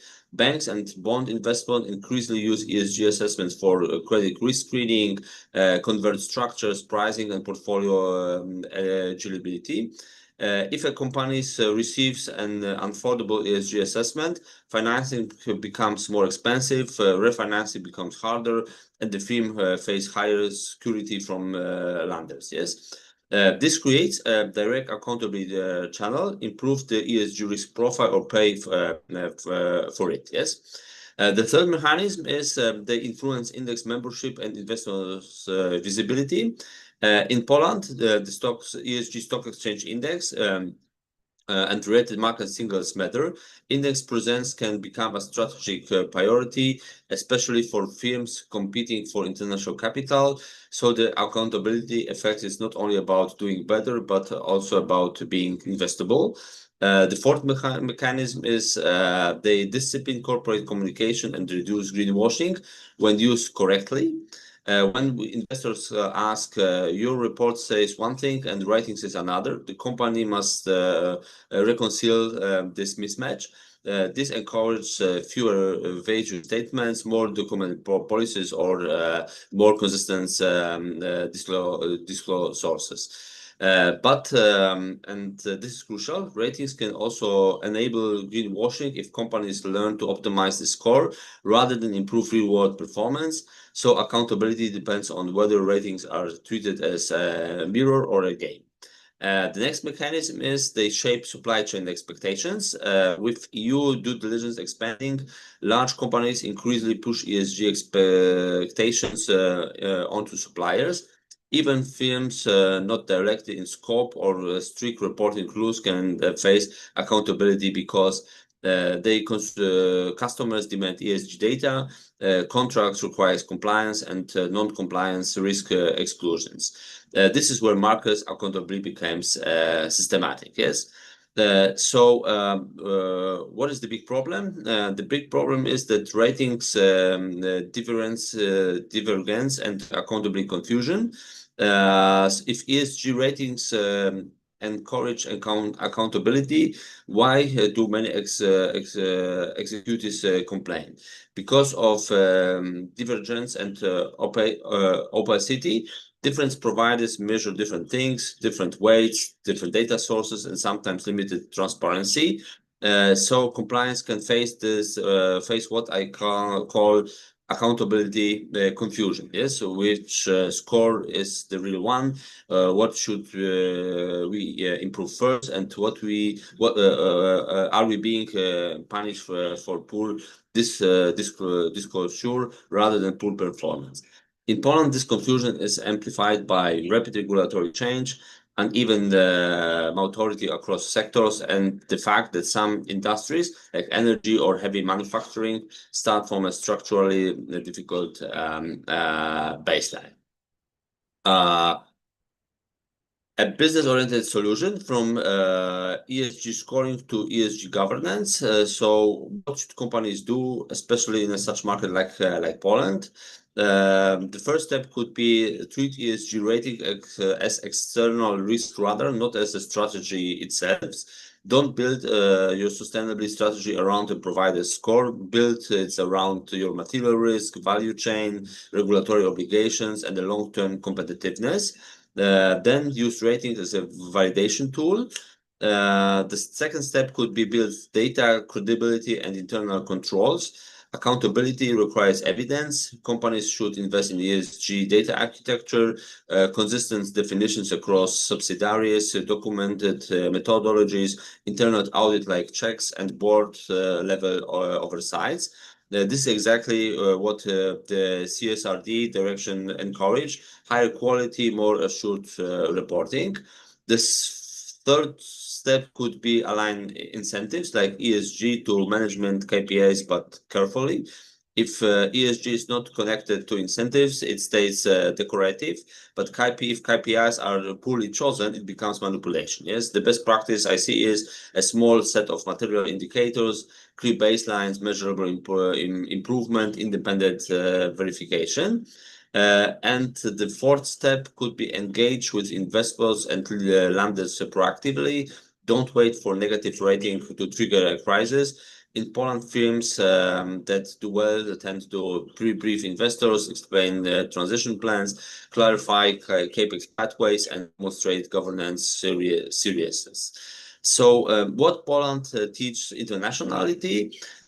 So let me conclude with a reflection. Poland is a very interesting case because it shows how corporate accountability can accelerate when EU regulations rises the reporting baseline, capital markets amplify reputational and financial signals, and companies compete for global investors.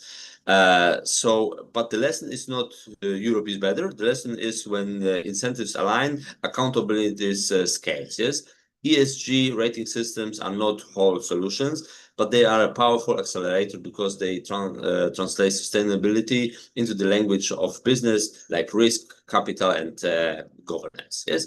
So coming to the end, slowly, ladies and gentlemen, if I leave you one of message is this: corporate accountability grows when sustainability information becomes comparable, creditable, and consequential.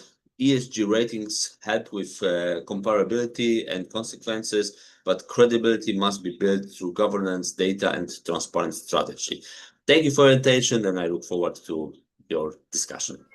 Thank you so much, Professor Martin Dahl, for your but I would like to a little bit pause because there is an azan here, so maybe about 2 minutes. Oh, I think it's over. Okay, let's start again. Professor, operator, please close the PowerPoint, please. Okay.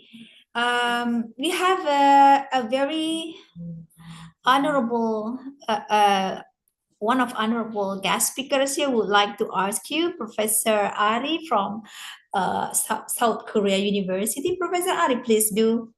Professor Ari. Thank you so much, Ibu Yoga, for your opportunity. I do apologize, Prof. Martin Dahl. I think your presentation is very nice because talking about ESG, this is a lot.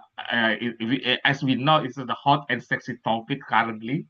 So that's why I would like to ask you something because actually I did some research in ASG as well. You can see if you check in my Google Scholar or other sites, But I would like to ask you because I'm interested with the information in the slide number 3, right? Based on the slide number 3, if we can see in your presentation, I just want to know because if my question is if ESG ratings are increasingly used gatekeeping mechanism for capital access, regulatory credibility, and market legitimacy, to what extent do they risk becoming instruments of financial and reputational control rather than accurate reflection of firms' underlying sustainability performance? That's all. Thank you so much. If you could repeat the core of the question, because I think I didn't understand correctly. So, Professor Martin Dahl, you can see the chart box. It is written by Professor Ari Waroka. Yes. So yeah, open the chart box. Okay, one moment. Okay, yes, please.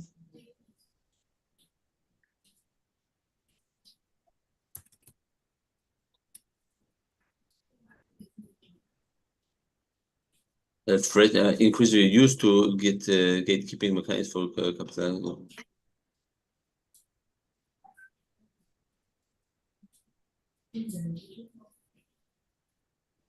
Yeah. Okay, I think I can. I do not understand correctly the question. Is one moment. Yeah, please take your time. Don't worry. One moment. Yes.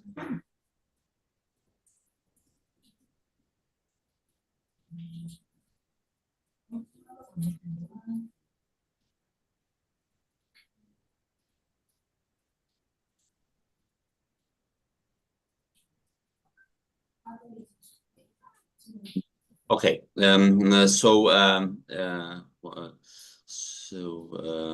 If ESG ratings are okay, I can see increased use as a key gatekeeping mechanism for capital access, regulatory credibility, and market legitimacy. To what extent to do the risk becoming instruments of financial and reputational control rather than accurate reflection on firms' underlying sustainability performance? Okay, so in my opinion, the risk is to significant excellent, especially because ESG ratings often suffer from a low methodological transparency, weak cross-provider agreement, and heavy reliance on the proxies. So scores can track reporting, capitality, and narrative management more to the real-world impact. One ratings become tickets to capital and legitimacy. They can be used like a box tracking, greenwashing, or reputational discipline, effectively functioning as a soft financial control. Yes,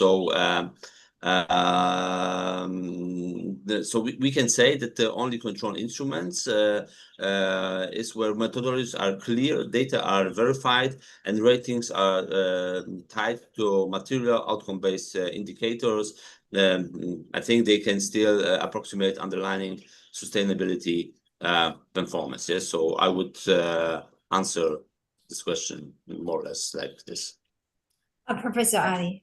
Thank you so much, Prof. Martinda, for your explanation. It's clear for me, so that I can refer your response for my research ideas actually. Thank you so much, Professor Ali. Professor Ali udah pernah ke Tegal belum sih? Penasaran. Okay. I went to Tegal in 2019. 2009, that's in pandemic. Yes. 2019? Yeah, I'm from the HSBC program. Okay. So when will you visit Tegal again? Yes. Okay. Hopefully in the near future. Okay, thank you. Well, ladies and gentlemen, so we have a very limited time. So next questions goes to Professor Justina. Professor Justina. But let me call for the persons. Hello, ini man, siapa itu man? Man itu siapa ya? To Dr. Justina. Could you read the chat box, Professor Justina? Yeah, while I'm trying to call the persons, operator, siapa ini? I have a problem honestly because I cannot see the chat box. Maybe it's some technical problem. Okay, I will help you. I will help you to copy paste or I will help you to read here, Professor. Tapi ini siapa ya? Man itu siapa? Hello, operator. Could you help me? Richard, saya Richard. Oh, Richard. Richard, how are you? Baik. Richard, please operate the Richard. Please put Richard. Okay, pin Richard. Operator. Richard, could you speak? Yeah. I just wanted to know how the European Union. Richard, hold a second. Richard, could you turn on the camera, please? I cannot see your face. Yeah, that's much better.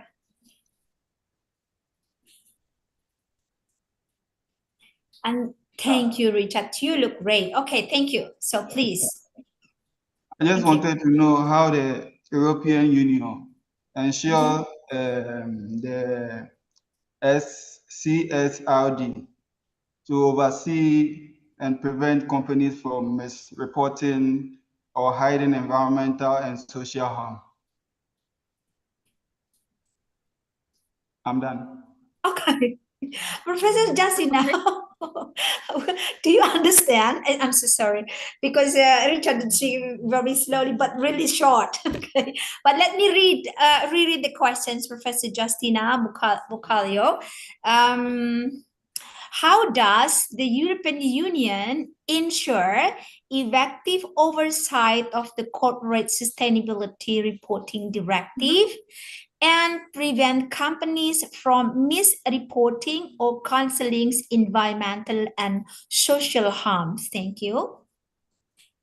Okay, so I would like to say that in my opinion, the European Union limits greenwashing and the concealment of charm in the CSRD primary through uniform ESRD standards, which hiddenness and narrative.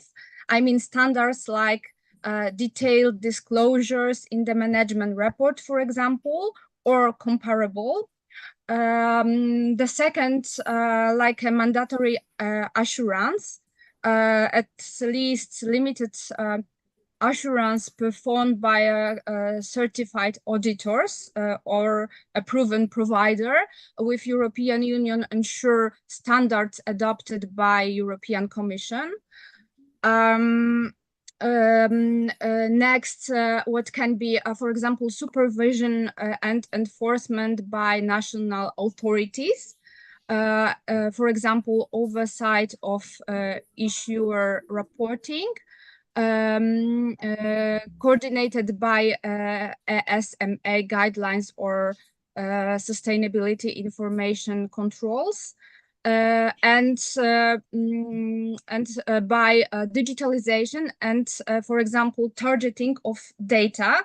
In European Union, there is some like a ESRS taxonomy, which facilitates the automatic detection of inconsistencies and comparisons between companies, and maybe national sanctions for violations, and as SRD requires member states to establish effective penalties for non-reporting or false reporting states, organs, or institutions. Oh, okay. Is there any case about that? Is there any case about that? Yeah. For example, many cases. For example, Poland, two or 3 years ago have this case before the court because of the non-reporting on the time. So yes, that's in practice. It's shame to say about the Poland, but okay. But so what yes, is the sometimes also we have a problems. Okay. So what was the penalty that? What kind of penalty? I mean that's mostly that's mostly the financial penalties. Okay. Or that we need to pay a fee, for example, for not adopting some rules or not reporting about some circumstances. Or it's just like an opinion, bad opinion about us that Poland, for example, is not reporting on some country, are not reporting, and the time is delaying for example 3 months. 3 to 4 months, and we are recommended to adopt it in this time. If not, we are the country or member state will be paying the fee. Okay, and that was effective. Yes. Okay. Yes, that was effective. Okay. Thank you so much, Professor Justina, for answering the questions from Richard. Richard, hello. Do you have any comments, Richard? Richard? Hello? Oh, I think maybe that's, well, thank you so much. I don't know what Richard is. Thank you so much, Professor Justina Bukailo. Ladies and gentlemen, finally we have come to the end of the agenda, and thank you so much for being here. We would like to express our sincere gratitude first for our beloved rector, Professor Dr. Taufikullah M. Hum, who always supports this kind of international program, for inviting, for having joint conferences and also international public lectures. And we would like to express our sincere gratitude also for the Dean of Faculty of Economics and Business, Associate Professor Dr. Dewi Indiarsi. And I would like to express my sincere gratitude for Professor Ari Waroka, PhD from Tomyong University, South Korea. This is my first time. Tomyong. That should be like that. Okay, Professor Ari. Thank you so much for being here today with us. And I would like to express my sincere gratitude to Assistant Professor Dr. Gulmisal Akale Saledi. I've been to Karabuk University in 2023. I met Professor Ola and your president at the time for Rector Forums, Faculty of Business, Karabuk University, Turkey. Is Professor Gulmisal still here? Thank you so much for being here. And my most sincere gratitude to Assistant Professor Justina Bukailo, PhD from University of Wrocław, Poland. Thank you so much for being here. And Professor Martin Dahl, Thank you very much. You can say beloved university partner, beloved professor, Dean of Faculty of Economics and Management, Lazarski University, Poland. Ladies and gentlemen, thank you so much for today. I would like to close the agenda and back to the Master of Ceremony, or I have to close. Bu Yanti, let me ask. Okay. Please share the certificate handover to all the... Okay. Yeah, okay. Please, me? We would like to just like a small ceremony for certificate handover. Ibu Yanti, could you show the certificate handover? Yes, Operator. Yes, please.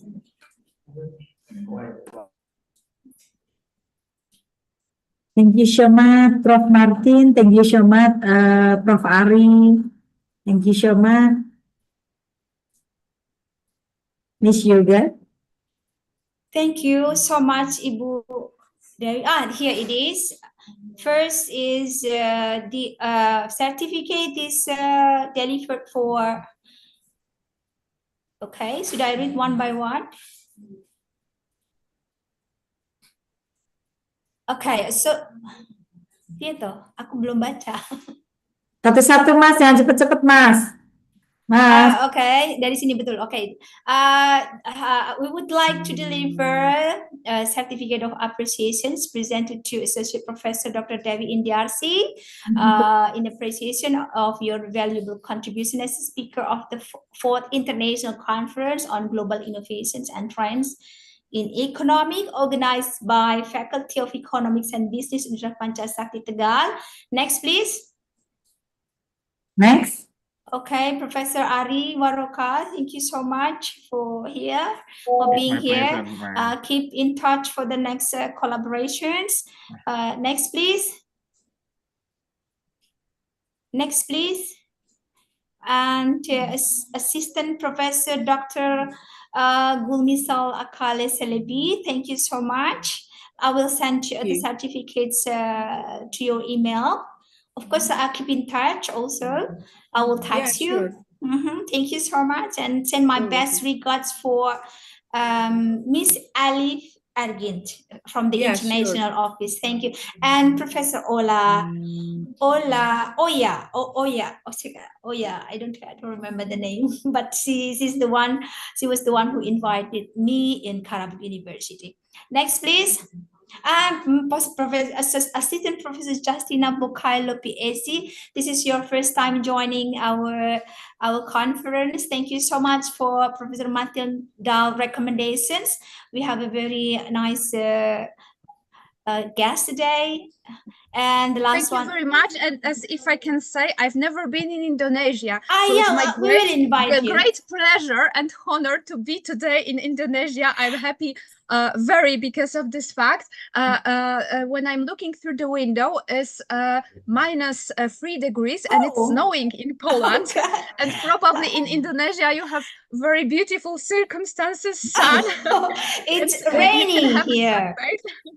Thank you. Thank you very much. It was honor and a pleasure to meet all of you, and thank you for being the part of this international conference. Thank you. An honor for me. Thank you so much, Professor Justin Abukaila. Yeah, he is always, it is a rainy season. It rains every day, but still warm. Not as cold as Poland, of course. But anyway, thank you. And we will invite you someday, inshallah, in the future. Thank you. I invite you also to Poland if you would like to skiing. If you want to go to the mountains, I can go. I can join you. Oh, that's nice. Thank you so much. Thank you. You are very welcome here. Yeah, hopefully my proposal for the AD German will be granted. So in June, I will be in German for 1 month. So maybe I can visit for Poland also. Maybe. Perfect. Don't hesitate, please, to contact me, sure. Professor, and I will be really grateful to come also to Germany because I'm also often in Germany, so it will be not a problem to meet you. Sure, I will text you when if it is granted. Hopefully, inshallah. Thank you, thank you, thank you, and thank you. Very nice to meet you. And the last one is Professor Martinda. Thank you so much for always being very helpful and being very kind, very nice to us here. Thank you for our cooperation. Hopefully, we will join. We'll have more collaboration and cooperations in the future with Morocco and other countries. Yes, we plan to go to Morocco in the near future for making cooperation in some universities. Thank you. Thank you very much. Thank you as well. Yes, it was a great pleasure. Likewise. Yes. So Miss have a Justin. nice day. Yes. Thank you. Thank you. Thank you so much. Thank you very much, Matur nuwun, Prof. Ari. Terima kasih. Sami. Thank you. Thank you, everyone. Say bye-bye. Bye-bye. Thank you. Thank you. Bye-bye. Thank you. Assalamualaikum. MC, please close the... Oke. Izin pamit ya. Terima kasih. Terima kasih banyak. Izin. All right. Thank you for all the speakers for the insightful session. Ladies and gentlemen, we have reached the ending of the course. On behalf of Faculty of Economic and Business Universitas Pancasakti Tegal, I would like to personally apologize for your inconvenience. Thank you for your attention, and I hope you all leave with something positive from today. Amin. Goodbye and see you. Thank you. Thank you. Yanti, Bu Titis. Thank you, Dr. Yoga. Terima kasih. Assalamualaikum, Mas Asli. Terima kasih banyak. Terima kasih juga Bu Dewi. Terima kasih.